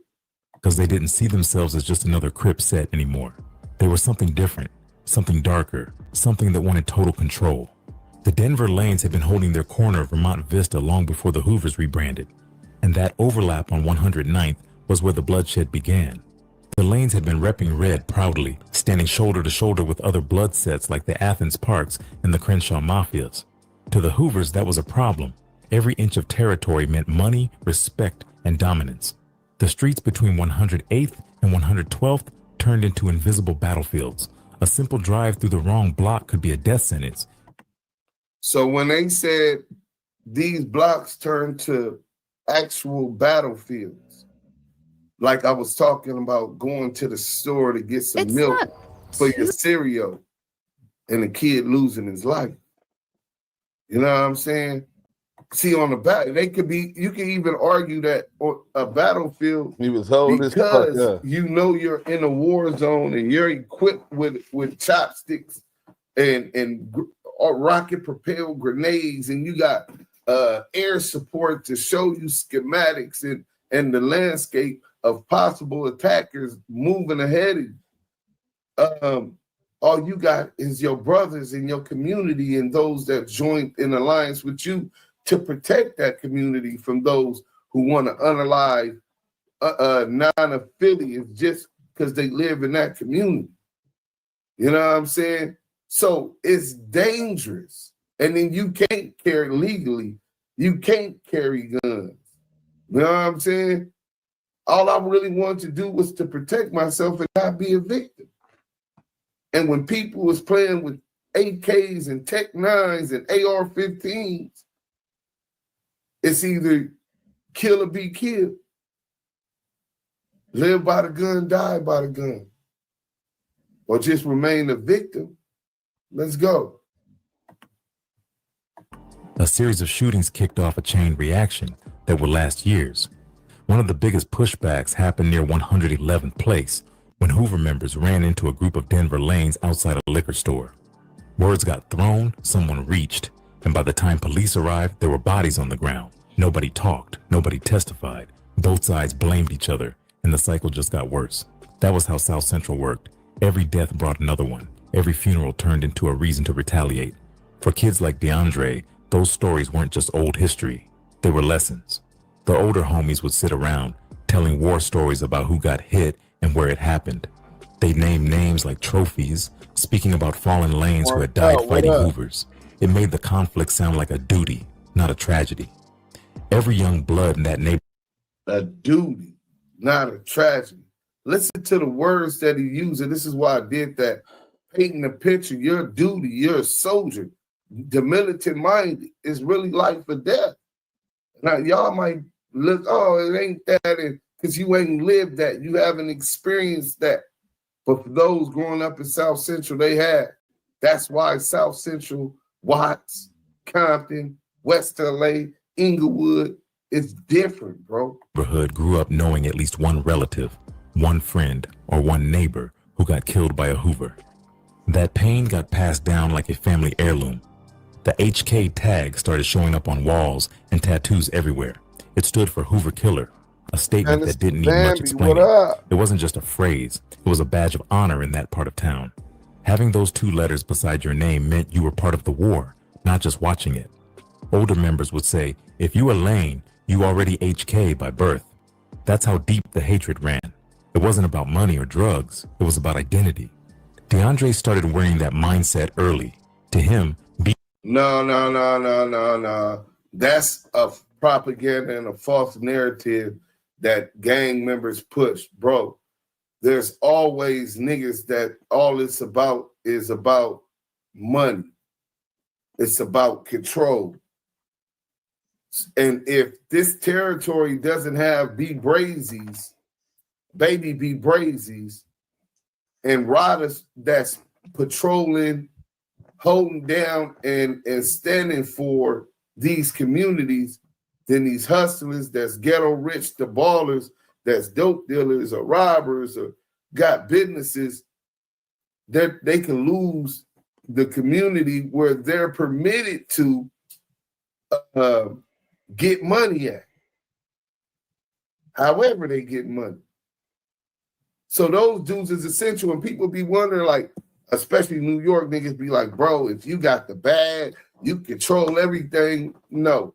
And for the most part, you definitely got some influence if you got the bag and some say, as long as you ain't no buster. But if you's a buster, first and foremost, it's going to be hard for you to get the bag there, but you can get the bag outside where niggas don't know you a buster. But these type of niggas that's really street is going to take your bag from you. They not going to give you a say. They feast on weakness, bro. They prey on weakness. Now, you definitely got niggas that got the bag with more influence. Nigga got the bag in your hood. Niggas a selective politic because he's feeding these type of niggas that might not necessarily know how to get the bag the way that the hustler that just snitched did. You know what I'm saying? But listen, bro, it's always about money, even when they say it's not. Nigga, they utilize, manipulate to keep these soldiers so that they can benefit, bro. Beefing with the Hoovers wasn't something he chose. That's a fact. It was something expected. His uncles had done time over it. His cousins had died behind it. The whole neighborhood had grown around that conflict like a scar that never healed. People talked about peace sometimes, but nobody really believed it. Not when generations of pain had already shaped the streets. The Hoovers were known for moving differently. They were disciplined, sharp, and never scared to take risks. They'd slide through red zones without warning, shooting from cars or creeping on foot. They were mostly made up of young members trying to make a name for themselves, which made them unpredictable. Denver Lane learned to move just as strategic. They started posting lookouts, keeping radios on, and tracking Hoover cars the way soldiers track enemies in a war zone. This constant tension made the neighborhood feel like a front line. Kids learned how to spot danger before they learned algebra. They knew which direction gunshots came from, which alleys to run through, and where to duck when headlights flashed at night. The city might have called them gang members, but to them, it was survival. Every corner held a story of revenge, and every story fed the next one. DeAndre saw it all play out before his eyes. He saw how older homies carried pride in their scars, how funerals turned into roll calls of fallen brothers. He saw how mothers dressed in red still stood tall at candlelight vigils, refusing to cry in front of cameras. That toughness shaped him. He He began to see violence not as something wrong, but as something necessary. The way soldiers talk about war, that's how the Lanes talked about the Hoovers. He began hearing stories. Let me tell y'all something. That right there, he seen violence not as something negative, but as something essential to survive. Because we come from trauma, and you grow into this, what you call it, where you know family members, friends, all of them, all kind of people in your community that have lost their life to the so-called oppositions, right? And when you talking about survival, fuck the motherfucking law. They don't give a fuck or ain't here to protect motherfuckers from getting chopped up. In fact, they happy that more niggas is dying. A lot of them LAPD officers and sheriff officers that they sick on our community are totally ignorant of the people never been a part of and don't come from our community. And besides that, their loyalty is to the blue wall, that shield, that badge. So when you have people who naturally, innately, for their own survival, understand that the police is the slaves, derived from the slave catchers, and they're here to uphold the law, which has criminalized you for being black since the Emancipation Proclamation, it's going to be fuck the police. And that's the reason why right now, all of these organizations, these tribes, these villages that they label gangs are being targeted for RICO. The leaderships is being decimated to weaken. So we no longer have structure. We no longer have fight. How many civilians, if it came down to it, are prepared mentally to experience war experience and have it in their heart, the courage to say, fuck that law, this is what's right, and we gonna stand for it. Not too many. The Bloods and Crips are in a unique position there. Shout out to the Latin Kings, shout out to the folks, shout out to the Moes, shout out to the Vice Lords, L Rookies, Folk Corner Hustlers, the Latin folks. Those are the only ones who have fight left in them.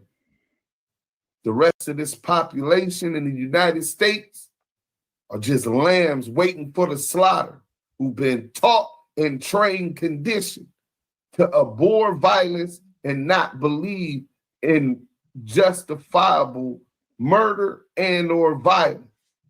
And in that case, you're going to remain lamb waiting for the slaughter. Memphis, the GD Nation, salute Antonio chopping us down all along. Let's get back to the content. It's about past legends from We are the last names like Big Brazy, Peanut, and Red Dog, who had gone head-to-head with Hoovers in the 90s and early 2000s. Each story was told with admiration, as if these men had fought for something sacred. DeAndre wanted to earn that same kind of respect. Every time someone mentioned a Hoover name, it lit a spark in him. He didn't care about fame, he cared about revenge. It wasn't just about who was right or wrong anymore. Big E, salute. Y'all make sure y'all bang that like button if y'all just came in. The Hoovers as sworn enemies, and the Hoovers felt the same way. No one remembered how it truly started, but nobody cared to find out. What mattered was keeping the loyalty alive. That loyalty... Hold on. Somebody had a question. World Chatter said, clarify justifiable, please. Justifiable. I believe that there's a time to heal and a time to kill.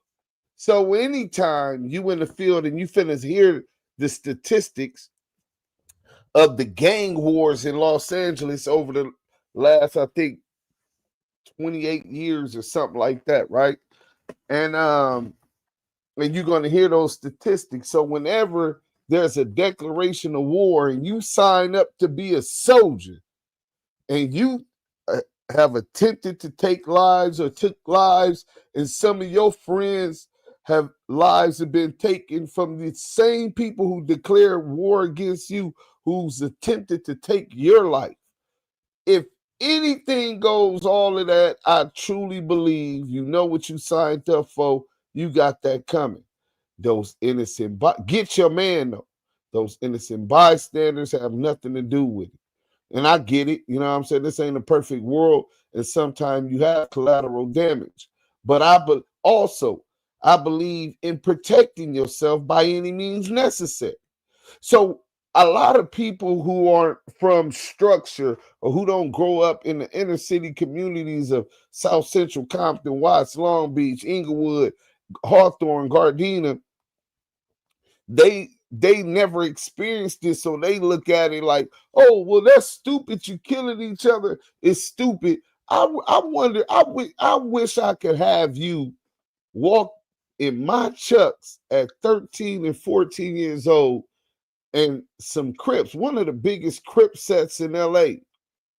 See you walking with two females to go get a blunt because you trying to fuck up on them, and you're 14 years old. I want to know what you do after 52 shots miss. So all of that is justifiable. Anybody coming to take your life is justifiable. And the way that the divide is in the politics, that's justifiable, bro. That's what I mean, justifiable. You know what I'm saying? And when it's on, it's on. Same thing with these pigs. You know what I'm saying? When these pigs unalive our people, I mean, listen, bro, they working for the government.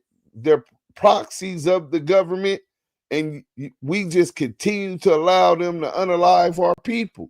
I believe at that point, you niggas is pussy, because ain't none of you niggas prepared to make sure that they know they're not the only one that's going to be crying, that they're not the only ones that's going to be able to come and unalive people and then go home like everything cool.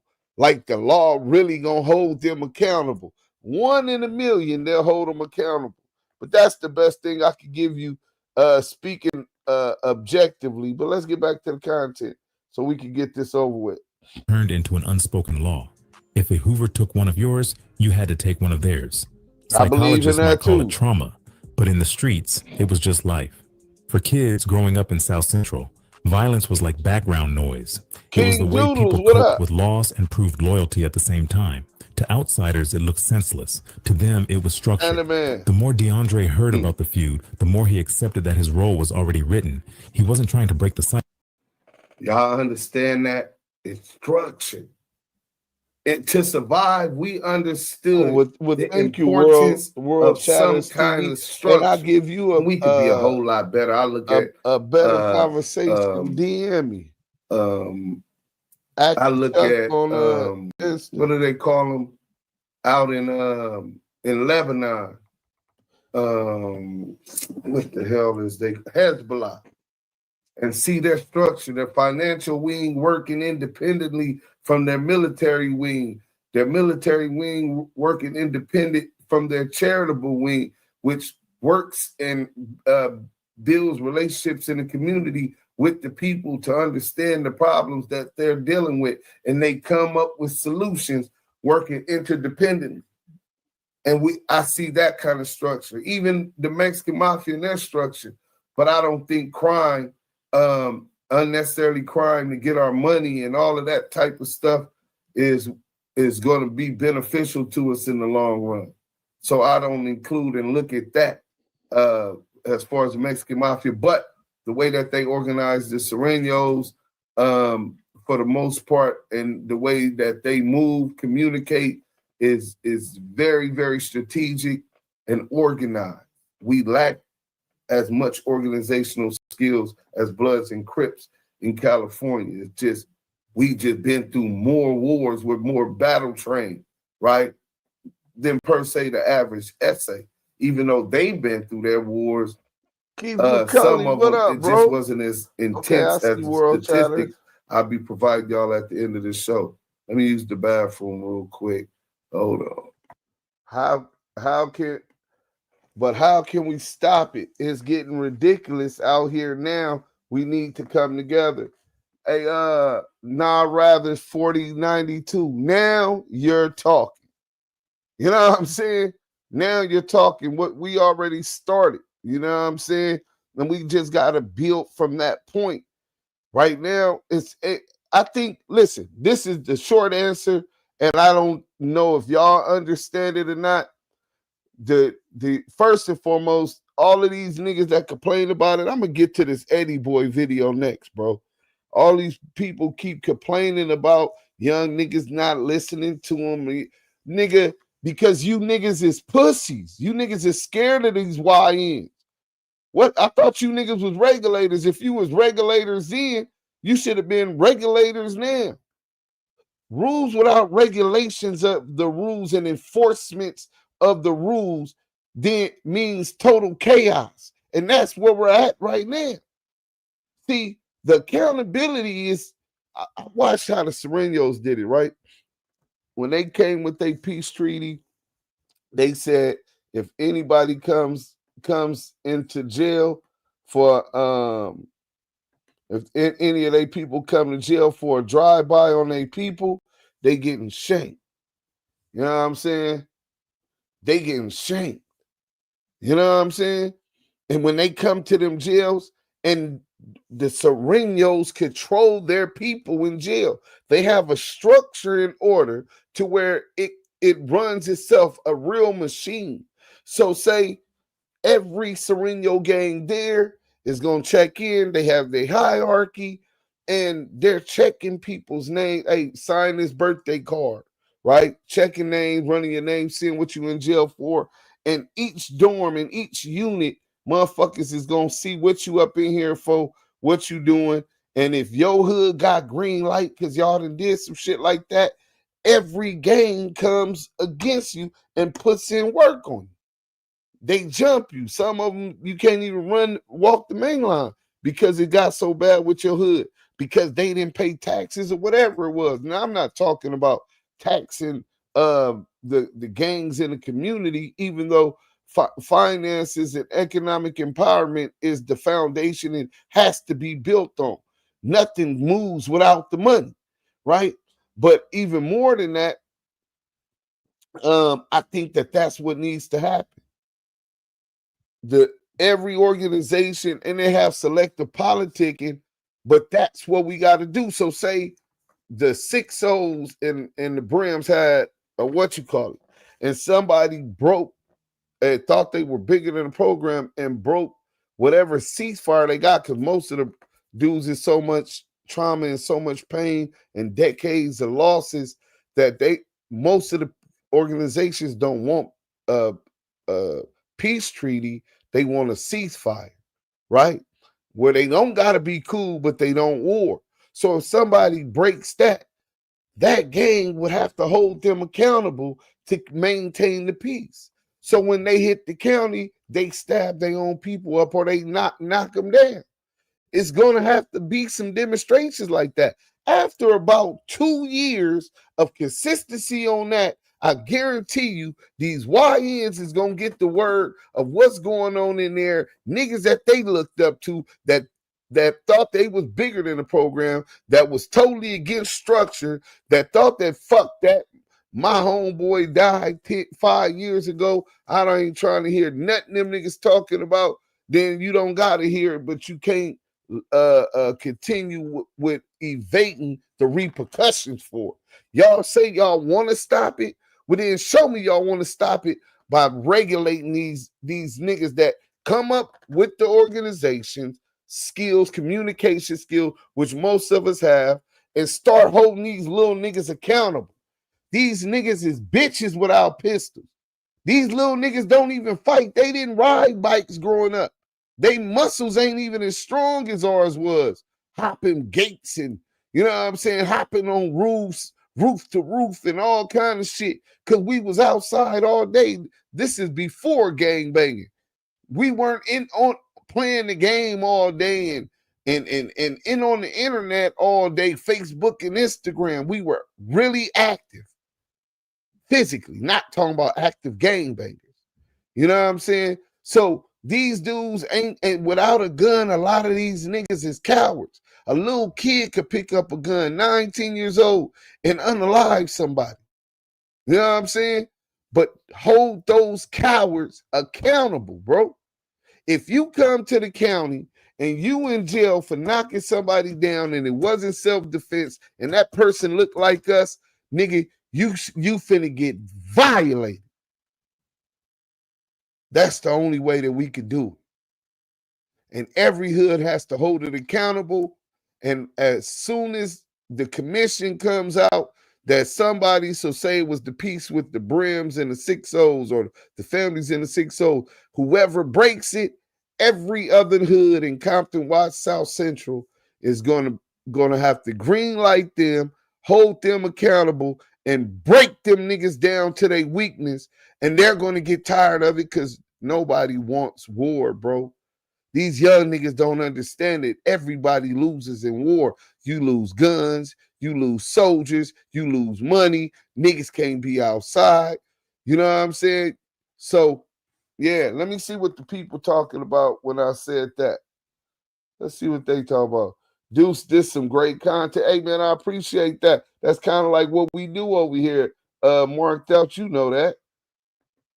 K52, King Doodles, Mo Hill. Since vigilance and use discernment, yes, they do prison for sure. Outside, fam have to follow the rules. Right. You don't think Big Sad said, let's meet up and die is police activity? Not necessarily, but the police is all on it. Sometimes dudes be emotional and they just say things.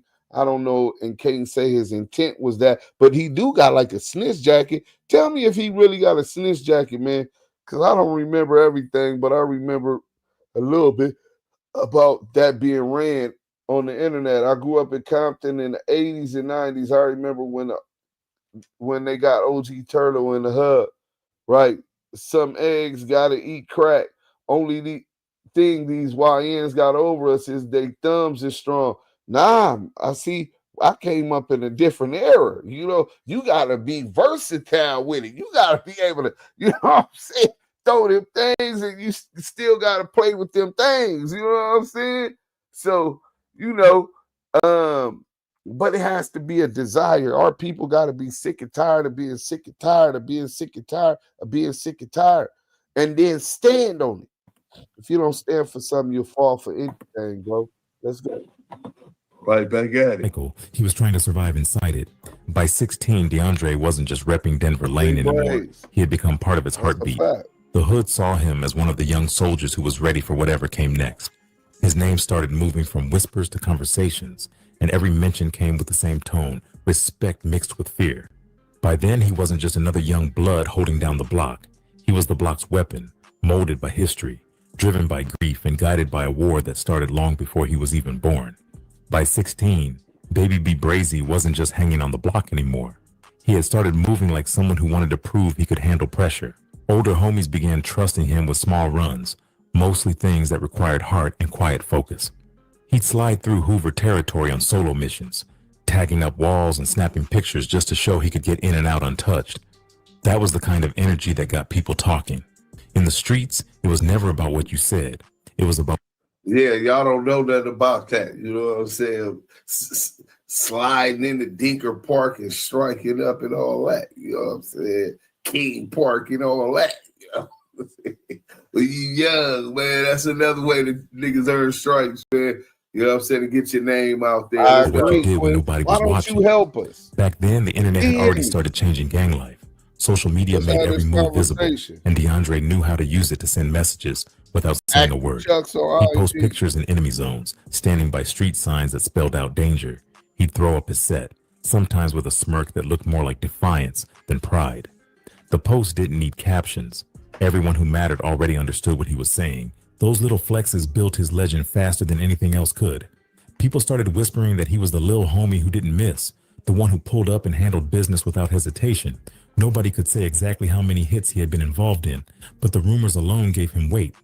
When the police started taking pictures of graffiti walls, they noticed his tag showing up in too many places it shouldn't have.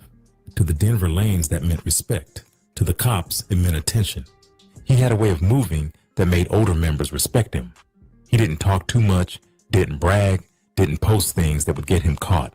He carried himself like he'd already seen too much, even though he was still a teenager.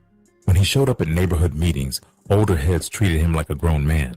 By 17, he had already earned his stripes the hard way, but the streets always had a price. It wasn't long before he caught his first real charge. The case came in 2010 after a fight with officers during a traffic stop in South Los Angeles. The report said he refused to comply, and when they tried to detain him, he swung on them. Damu Kiwe conversations. Get up out of there. They used tear gas to control him, but even while coughing and blinded, he still tried to fight. That story spread fast. Nobody cared about the exact charges. What mattered was that he didn't fold. The judge handed him 2 years for assault on officers and resisting arrest. For most kids, that would have been enough to slow them down. For DeAndre, it just made him colder. Juvenile hall was already familiar to him, but state prison was different. It was harder, louder, and full of men who wanted to test him. He earned respect quick by standing his ground during his first week. When someone tried to take his food tray, he fought until guards broke it up. That kind of energy got noticed inside. People said he wasn't the biggest, but his heart made up for his size. He served his 2 years without backing down once. The time didn't break him. It shaped him. The long nights sitting on that bunk made him think more about loyalty and how fast people could forget you when you were gone. He came home sharper, quieter, and more strategic. The first thing he did after release was go back to the block. Everyone was waiting. The young homie who fought police and never folded had returned, and he was ready for whatever came next. Not long after, tragedy struck the Denver Lane Circle again. One of his closest homies, known as Baby Hang, was killed in a drive-by near 107th Street. Nobody knew exactly who pulled the trigger, but everyone on the block believed it was Hoover connected. That loss hit DeAndre hard. Baby Hang wasn't just a friend. He was like a younger brother who had always looked up to him. The two had made plans to make money together, maybe even move away from the city someday. All that disappeared in one night of gunfire. The funeral brought out the whole set. Red flags waved high. Faces filled with silent anger, and DeAndre stood near the casket without saying a word. When people tried to comfort him, he only nodded. Later that night, he pulled aside one of the older heads and said something that stuck. It's going to be a hot summer. In that world, those words didn't mean weather. That's a fact. They meant war. A hot summer was the code everyone understood. It meant no sleep, no breaks, and no mercy. It meant every rival car that crossed their street would get checked, every slight would get answered, and every name on their list would get crossed off. It wasn't about chaos. It was about balance, at least how they saw it. One of theirs was gone, so someone had to go too. The weeks after Baby Hang's death changed the tone of the neighborhood. The police presence grew heavier, with patrol cars circling the area day and night. That's crash. Locals said they could feel the tension in the air, like the city itself was waiting for something to happen. DeAndre didn't hide his pain, but he didn't talk about it either. He spent more time in cars, more nights outside, and less time sleeping. His close circle shrank, and the people around him started noticing the shift. By the end of that summer, his name carried a new kind of fear. Even people outside the set had started hearing about him. The Hoover sets around the area began moving differently, watching every lane corner twice before posting up. Police started collecting his photos and tracking his movements more closely. Inside the department, detectives began calling him a violent risk. On the block, his people called him a soldier. The older heads saw that he wasn't just another young blood trying to make noise.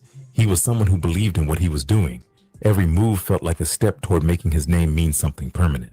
He didn't smile much anymore, and the jokes that used to fly between him and his homies had gone quiet. Losing Baby Hang had flipped a switch that would never turn off. That summer ended with fewer words and more smoke. Cars burned, sirens echoed, and the names of the dead piled up faster than the city could keep count. People started saying that the streets were catching fire again, and every headline about another shooting near Vermont Avenue had the same rhythm.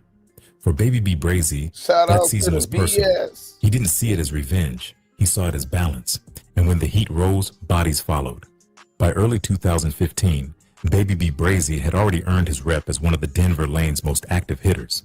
His name floated through police files and neighborhood whispers like a warning.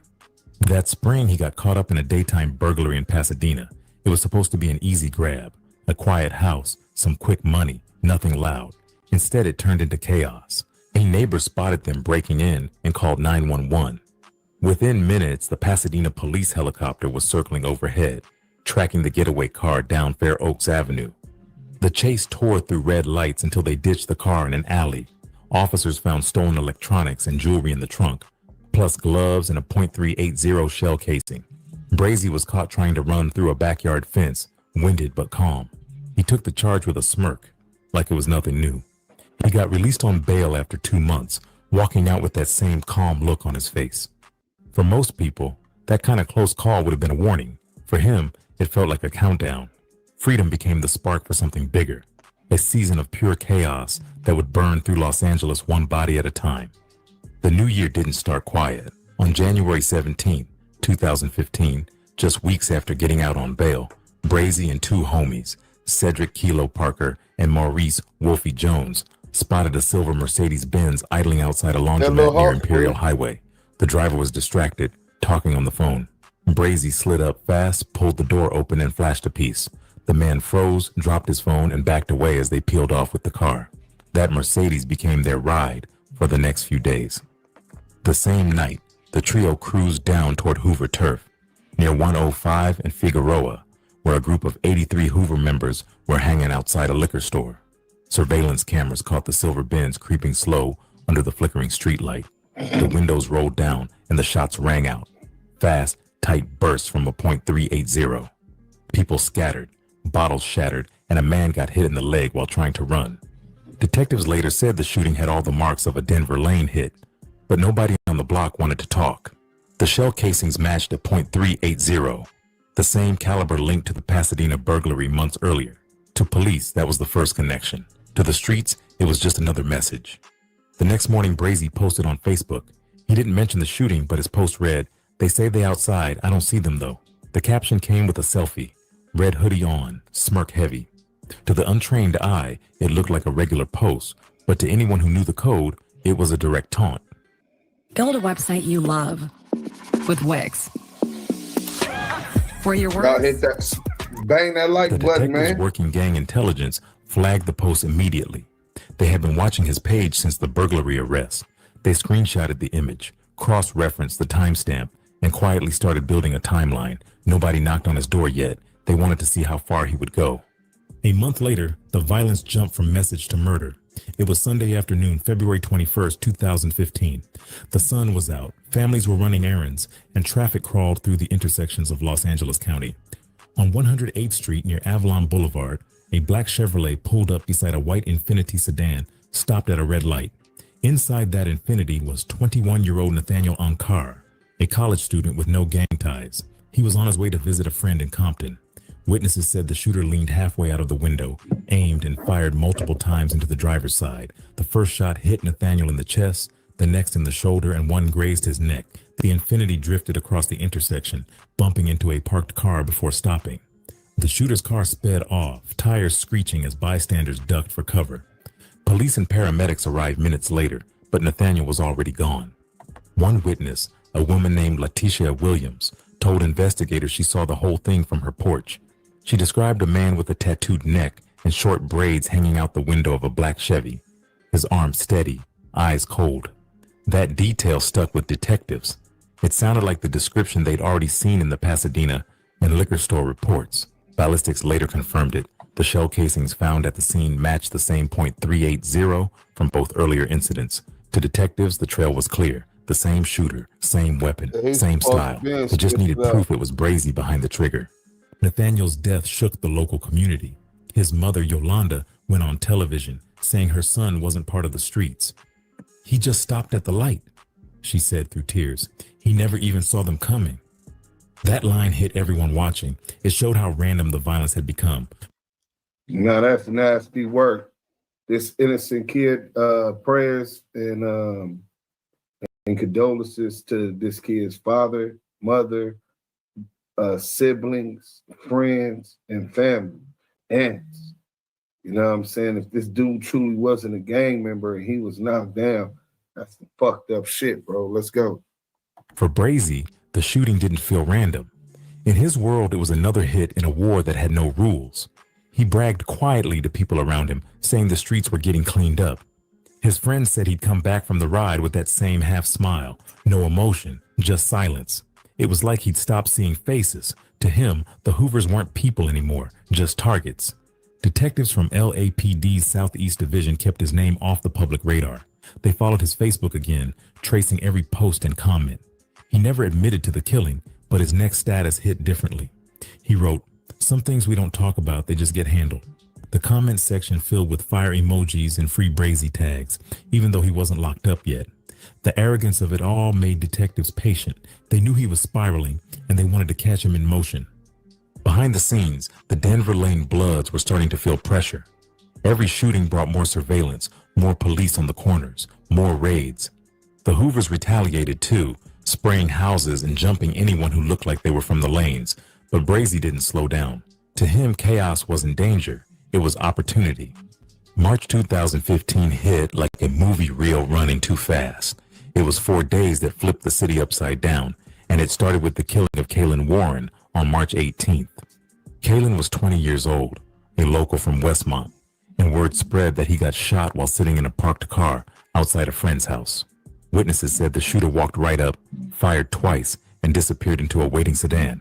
Nobody saw faces, but the weapon left behind .380 casings, the same signature that had become Brazy's shadow. Detectives weren't even with done that processing same that 380 scene when another one hit the wire. On March 20th, around 10:30 at night, a silver Mercedes-Benz rolled through 108th Street again, the same route as the January shooting. Brazy and his crew had been drinking, riding around listening to music when they spotted a small group of Crips on the corner. Words got exchanged, middle fingers flashed, and then it turned into gunfire. Multiple witnesses said the car slowed down before someone leaned out the window and started shooting. The Crips fired back, bullets tearing through windshields as cars swerved off the road. By the time it ended, 2 people were hit, none dead, but the city was boiling. The very next afternoon, March 21st, Brazy and the crew checked into a motel off Century Boulevard. The plan was to chill, count money, and lay low, but he couldn't sit still. Around 4 p.m., they hit a nearby trap motel, robbing a local hustler at gunpoint for cash and weed. It was reckless, loud, and unnecessary, but it showed how untouchable he felt. He'd walk into danger like it was routine. That same night would end everything. Around 10 p.m., Stephen Stilo Johnson, a known member of the 83 Hoover criminals, was hanging outside a liquor store on 108th and Denker. He had been arguing with someone on the phone when a silver Mercedes pulled up again. Witnesses later said the shooter stepped out this time, raised a .380, and fired several rounds into Stilo's chest. Stilo fell immediately. The shooter jumped back into the car, and the Mercedes peeled off down the block. A few blocks away, LAPD officers heard the shots and spotted the silver car speeding. The chase that followed cut through alleyways, over sidewalks, and across stop signs. Inside the car were Brazy, and Kilo. When the car crashed into an apartment complex gate, they bailed. Brazy disappeared into the dark, running through backyards. Kilo tripped and got caught by officers. Wolfie got tackled near a dumpster. The gun wasn't in the car, but officers found shell casings in Kilo's pocket. Damn, the 380 cases just left it all. Next morning, the story hit every local news station. Gang member gunned down outside liquor store. The headlines read, "Police didn't release names yet, but the streets already knew." Stilo had been a Hoover regular, and everyone knew which set would get the blame. The retaliation threats started flying before sunrise. During questioning, Wolfie tried to play smart. He told detectives the car had been stolen earlier that day and that he didn't know the shooter. He even claimed he had been carjacked by 2 men who forced him to drive. It sounded ridiculous, but he stuck with it. Kilo stayed silent, only asking for a lawyer. Brazy was nowhere to be found. Detectives weren't fooled. They'd been watching the pattern for months. Same weapons, same targets, and same car. They already had surveillance footage from earlier shootings showing Brazy's build and walk. Now they had 2 witnesses, matching casings, and a stolen car linking every scene together. For the first time, the myth around Baby B Brazy started cracking. He had always been the one who never got caught, the one who moved too smart for police. But the heat was real now. The Pasadena case had given them his fingerprints, and the ballistics were stacking against him. They even traced one of his old Facebook photos showing him with a silver Mercedes just weeks before the liquor store murder. While police searched for him, he stayed hidden in South Central, moving between friends' apartments and backyards. He shaved his head and used other people's phones. The Denver Lane set was split. Some said he needed to get out of state. Others said he should stay and fight it. Brazy didn't listen to anyone. He still walked around the neighborhood at night, quiet and focused, watching patrol cars roll by like they were ghosts. By the time the sun rose on March 22nd, everything had changed. Stephen Stilo Johnson was dead. Cedric Kilo Parker was sitting in a holding cell, and Maurice Wolfie Jones was weaving lies to detectives. And somewhere out there, Baby B Brazy was still free, but not for long. The city buzzed with rumors, half in fear and half in respect. Some called him a monster, others called him a soldier. Either way, everyone knew one thing. The war on 109th had found its most dangerous player. By sunrise, one was dead, one was caught, and one was running, and the whole city was watching. The morning after the shooting of Stephen Stilo Johnson, South Central felt like it was holding its breath. LAPD and the Sheriff's Department rolled through Vermont Vista heavy, blocking off streets and kicking in doors. Detectives already knew who they were looking for. The name Baby B Brazy had moved from neighborhood rumor to an official manhunt file. Every corner in Denver Lane territory got hit with search teams. Helicopters circled low, sirens echoing down 109th Street, and the hood lit up with word that Brazy was on the run. He didn't make it far. Around dawn, police tracked a silver Mercedes parked near a small apartment complex in Inglewood. Inside the car, they found a half-empty soda can, a red bandana, and .380 shell casings in the cup holder. A K-9 unit swept the area and caught a scent trail through a nearby alley. Within minutes, they found Brazy hiding behind a dumpster, breathing heavy but still quiet. The same calm look on his face he'd had during every other arrest. The gun, a .380 semi-automatic, sat under a cardboard box near his feet. It was clean but still smelled like burnt powder. Officers cuffed him without a struggle. When they walked him out, neighbors filmed it on their phones, their voices mixed between shock and silence. For some, it was just another day in South Central. For others, it felt like watching a ghost finally get caught. Back at the station, detectives began the discovery process. Ballistics came first.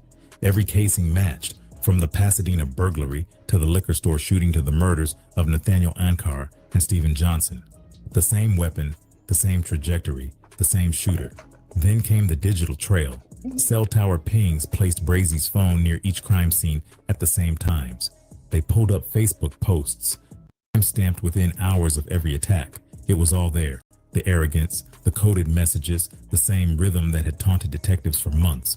Meanwhile, Morris Wolfie Jones had been sitting in county jail after his arrest from the chase.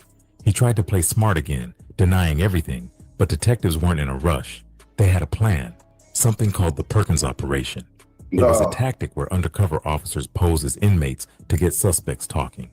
They placed Wolfie in a holding cell with two supposed inmates who were actually working for law enforcement. Hidden microphones recorded everything. The officers acted casual, asking about the case, pretending to be sympathetic. Within an hour, Wolfie started talking.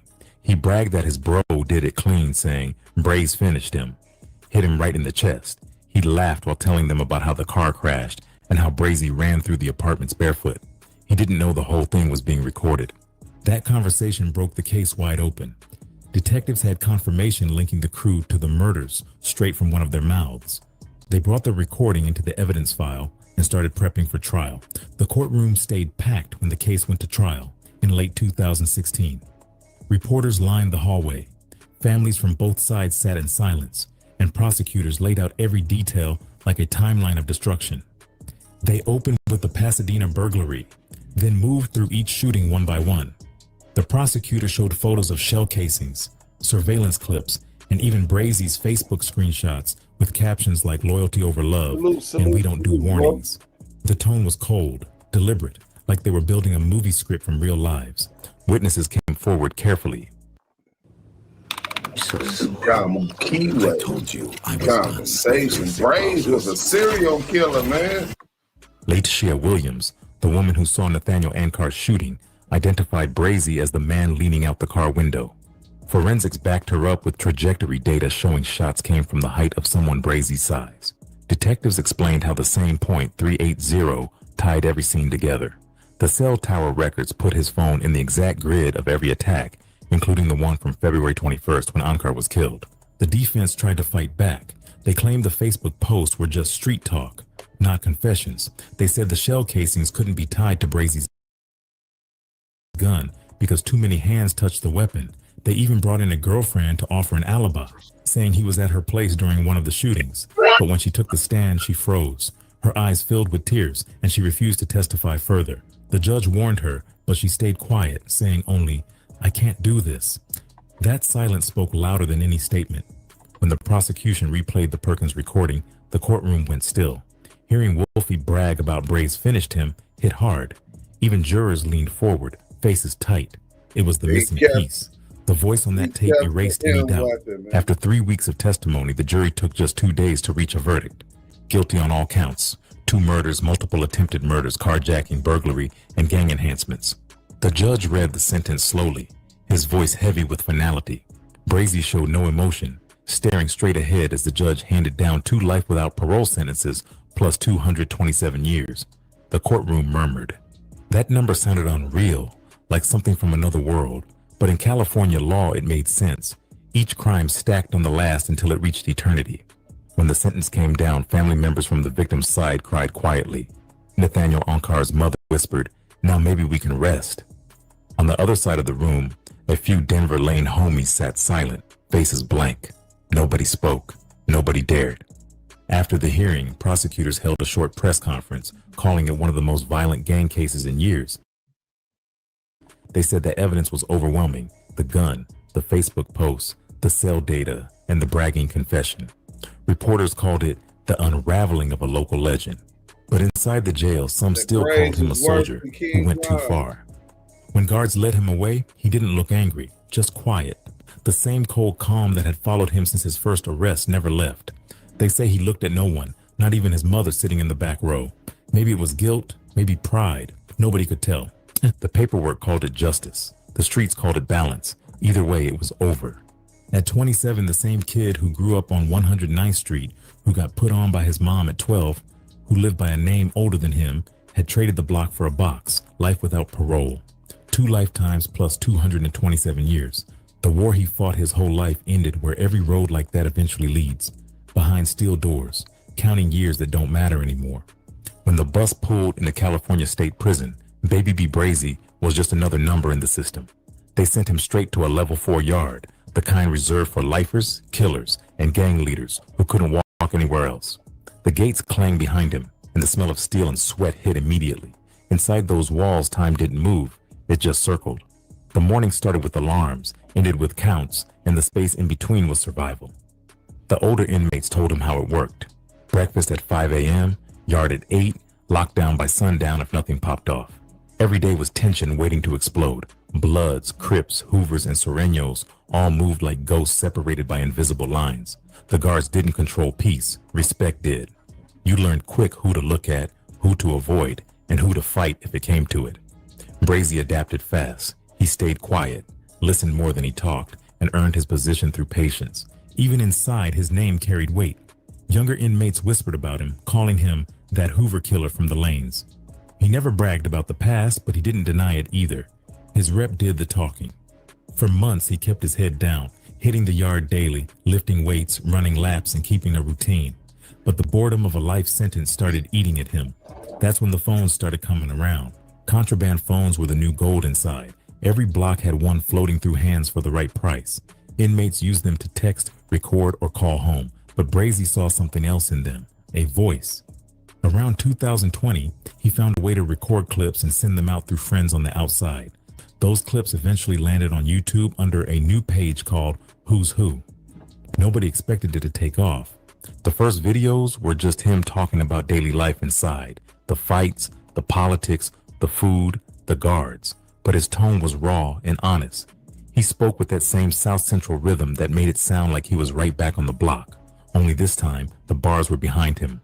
One of the first viral clips came when he told the story of a yard fade with a Hoover inmate known as 4 Extra. He described it vividly, saying they went round for round until both were exhausted. He laughed, telling how, mid-swing, he reached down, grabbed a bottle of water, took a sip, and went right back to fighting. "Didn't even drop my fade," he said, smiling through the phone. The internet ate it up. Pages like No Jumper reposted the clip, and suddenly thousands of comments filled with disbelief, laughter, and praise. Some called him delusional. Others called him real. Either way, his voice broke through the wall. That single story turned a lifer into a content figure. The YouTube channel grew fast, hitting hundreds of thousands of views. Each upload came with new stories: smuggling, discipline, prison codes, told with humor, pain, and street knowledge all mixed together. But fame inside prison comes with danger. Other inmates started getting jealous. Some thought he was clout chasing. Others said he was putting too much out there. The guards hated it too. Every time a video dropped, the administration launched cell searches, trying to find the phones. They'd tear his bunk apart, toss his letters, and still come up empty. Every time they confiscated a phone, a new one showed up. It became a game he refused to lose. One of the biggest controversies came from his HK tattoo, the same initials he had inked years before, standing for Hoover Killer. Photos of the tattoo leaked online, and rumors spread that he'd been stabbed inside for it. YouTubers started spinning stories about how Hoovers had jumped him in the shower. When he finally addressed it, he did it with that same calm tone. "Ain't nobody touch me. Y'all believe too much internet talk." He admitted there were tensions, but nothing he couldn't handle. He said he respected real ones on all sides, but still stood on his truth. That response hit hard because it wasn't defensive. It was controlled. It showed how much he'd matured. The same kid who once reacted with violence now used words as his weapon. Still, not everyone likes seeing a blood with a camera in prison. Some officers tried setting him up with false write-ups, accusing him of running a gang propaganda operation. Each time they caught a phone, he just built another channel under a new name. Then came the infamous Vaseline story. He dropped that one night in 2022, talking about corruption inside the system. He told how some guards looked the other way while inmates extorted others, how older convicts preyed on new fish, and how he once saw a CO smuggling Vaseline for the wrong reasons. The way he told it was part comedy, part horror, part reality check. "This the type of sick energy behind these walls," he said, looking straight into the phone camera. That clip blew up fast, crossing 1 million views in a week. People outside started debating whether he was exposing truth or exaggerating for clout. Podcasts picked up the topic, No Jumper, Street TV, and others ran headlines like Baby B Brazy speaks from prison. With PatriotSoftware.com, accounting and payroll. Bang that like button. Let's go. Y'all getting this content. It's almost It gave him over. a strange kind of power, the kind that reached far beyond his cell. Fans started sending money to his commissary, writing letters, even trying to visit. He had built a digital army from behind bars, but that attention also brought pressure from inside. Some inmates didn't like how his words painted the yard. One altercation broke out when another lifer accused him of talking too much. They went heads up in the day room, and afterward, he walked back to his cell bleeding from a cut above his eyebrow, laughing it off like it was just another day. The guards transferred him to another unit soon after. Even through all that, he kept pushing. Each time they found a phone, he found another. Each time they deleted a channel, another popped up. His content shifted too, less about fights, more about reflection. He started speaking on loyalty, betrayal, and how the system breaks men who never learned to deal with pain. He told young viewers not to follow his path, warning them that the same fame they chase could turn into a cage. By 2024, he had become one of the most recognizable prison voices online. His quotes started circulating across TikTok and Instagram Reels. People repeated his lines like gospel. "You can cage the body, not the voice." That became his motto. It summed up everything he had turned into, a man locked down physically but still free in thought. Inside those walls, he was still DeAndre Bonner, inmate number J76942. That's inspirational. You know what I'm saying? I might disagree, but I don't know the circumstances about that case, but they saying old boy was a non-affiliate and an innocent. I don't know whether or not he was or not. I would love to hear Braze talk about it, and if he was, have he made it right with his God? You know what I'm saying? Have he prayed and asked for forgiveness? It ain't my place to judge. You know what I'm saying? He got to deal with that when he sees and meets his maker. You know what I'm saying? And his relationship with the Most High. But yeah, man, that's inspirational to be in jail and they can cage you. You know how powerful you got to be? That cage is designed to break you mentally.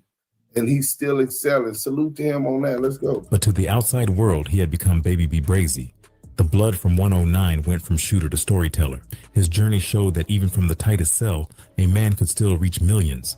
And though the gates had closed on his body forever, his voice had already escaped. Behind bars, Baby B Brazy became a paradox, a killer who turned into a messenger. His stories gave outsiders a raw view of life behind the walls and the streets that shaped him. Some saw redemption, others saw manipulation, but either way, his name carried power again. Younger homies quoted his words, calling him proof that even a lost soul could still teach something. In his own recordings, he spoke with calm regret, saying, "The streets raised me, but they never loved me." His legend now lives in two worlds, feared on the block, streamed across the internet. The boy his mother put on at 12 became a voice trapped in steel, telling everyone listening that the game always ends the same, either the grave or the cage, and he got the latter. Hey, y'all hit that like button. So he's right about that. The game usually ends only in death or jail cell or early death. We all gonna die anyway, you know what I'm saying? So let me get y'all these statistics real quick. You know what I'm saying? Let me get these statistics for y'all. I have to message somebody, bear witness with me. I mean, bear with me. You know what I'm saying? So South Central Los Angeles, and Los Angeles in itself, but South Central is where all this started, this gangster shit. You know what I'm saying? And these are the gang murders. We're not talking about cases where it was drug related or dick and pussy domestic murders. We're talking about gang homicides, right? And here goes the statistics. In Los Angeles, it starts off prepared by the LA County Department of Health Injury and Violence Prevention Program. This was in 2012.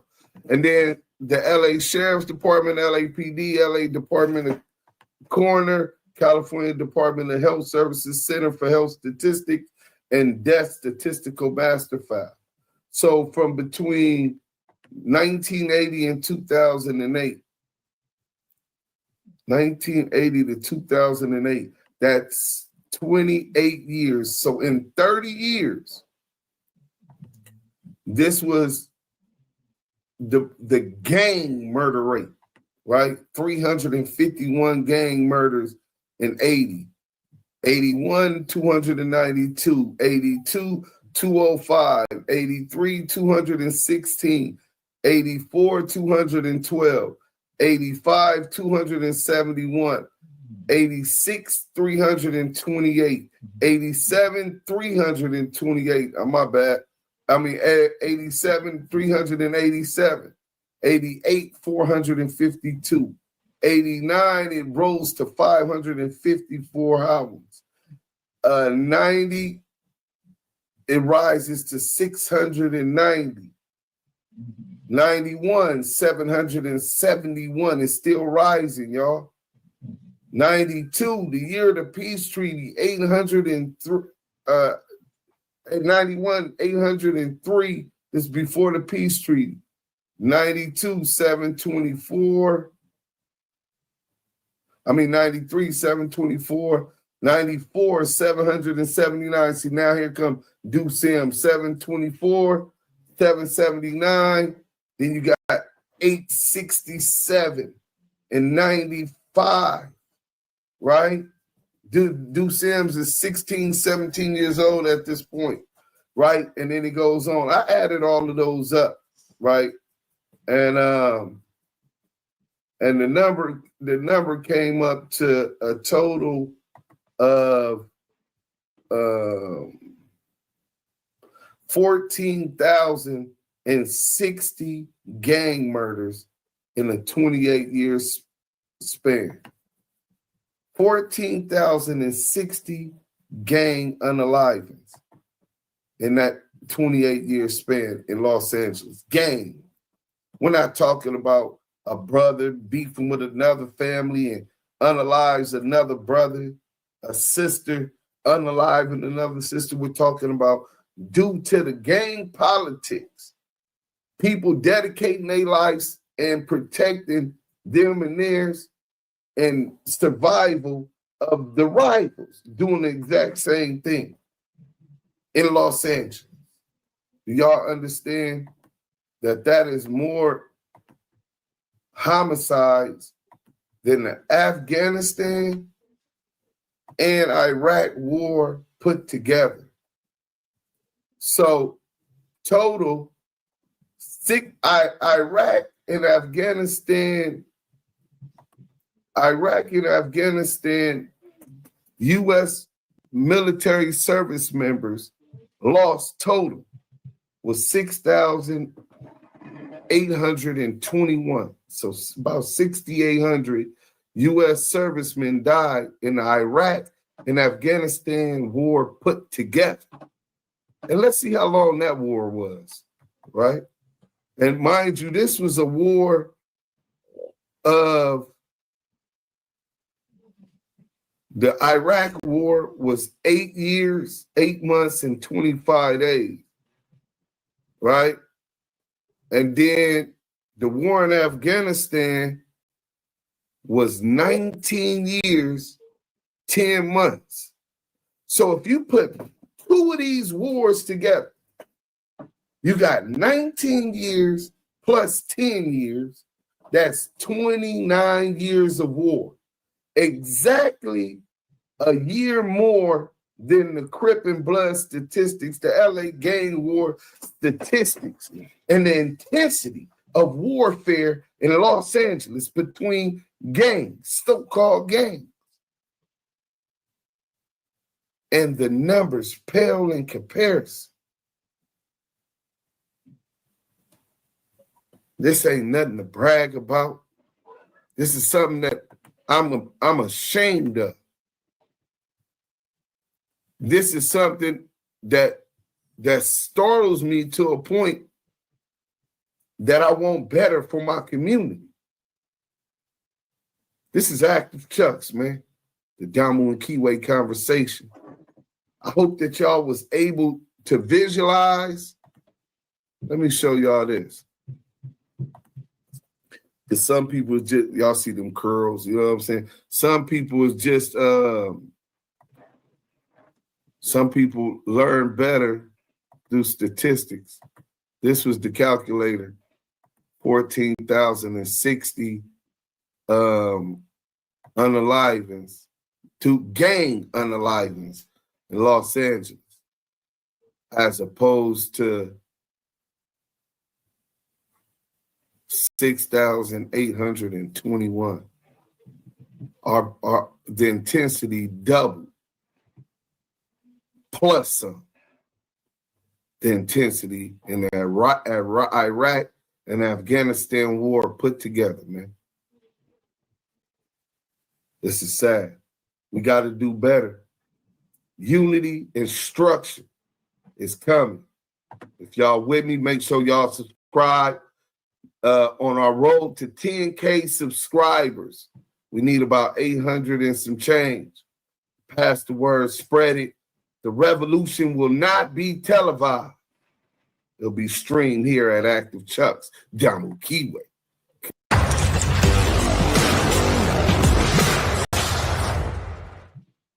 So salute, man. That's the content. I hope everybody comment and tell me what they think. But this is the time. It's either we gonna come together and we gonna survive, or we're not gonna come together and we're gonna be part of the genocide of our people and the enslavement for the next 1,000 years of our people. Hey, listen, man, I appreciate everybody coming. The Laker game on. I gotta go. Salute. Damu Kiwe. Conversations. We out.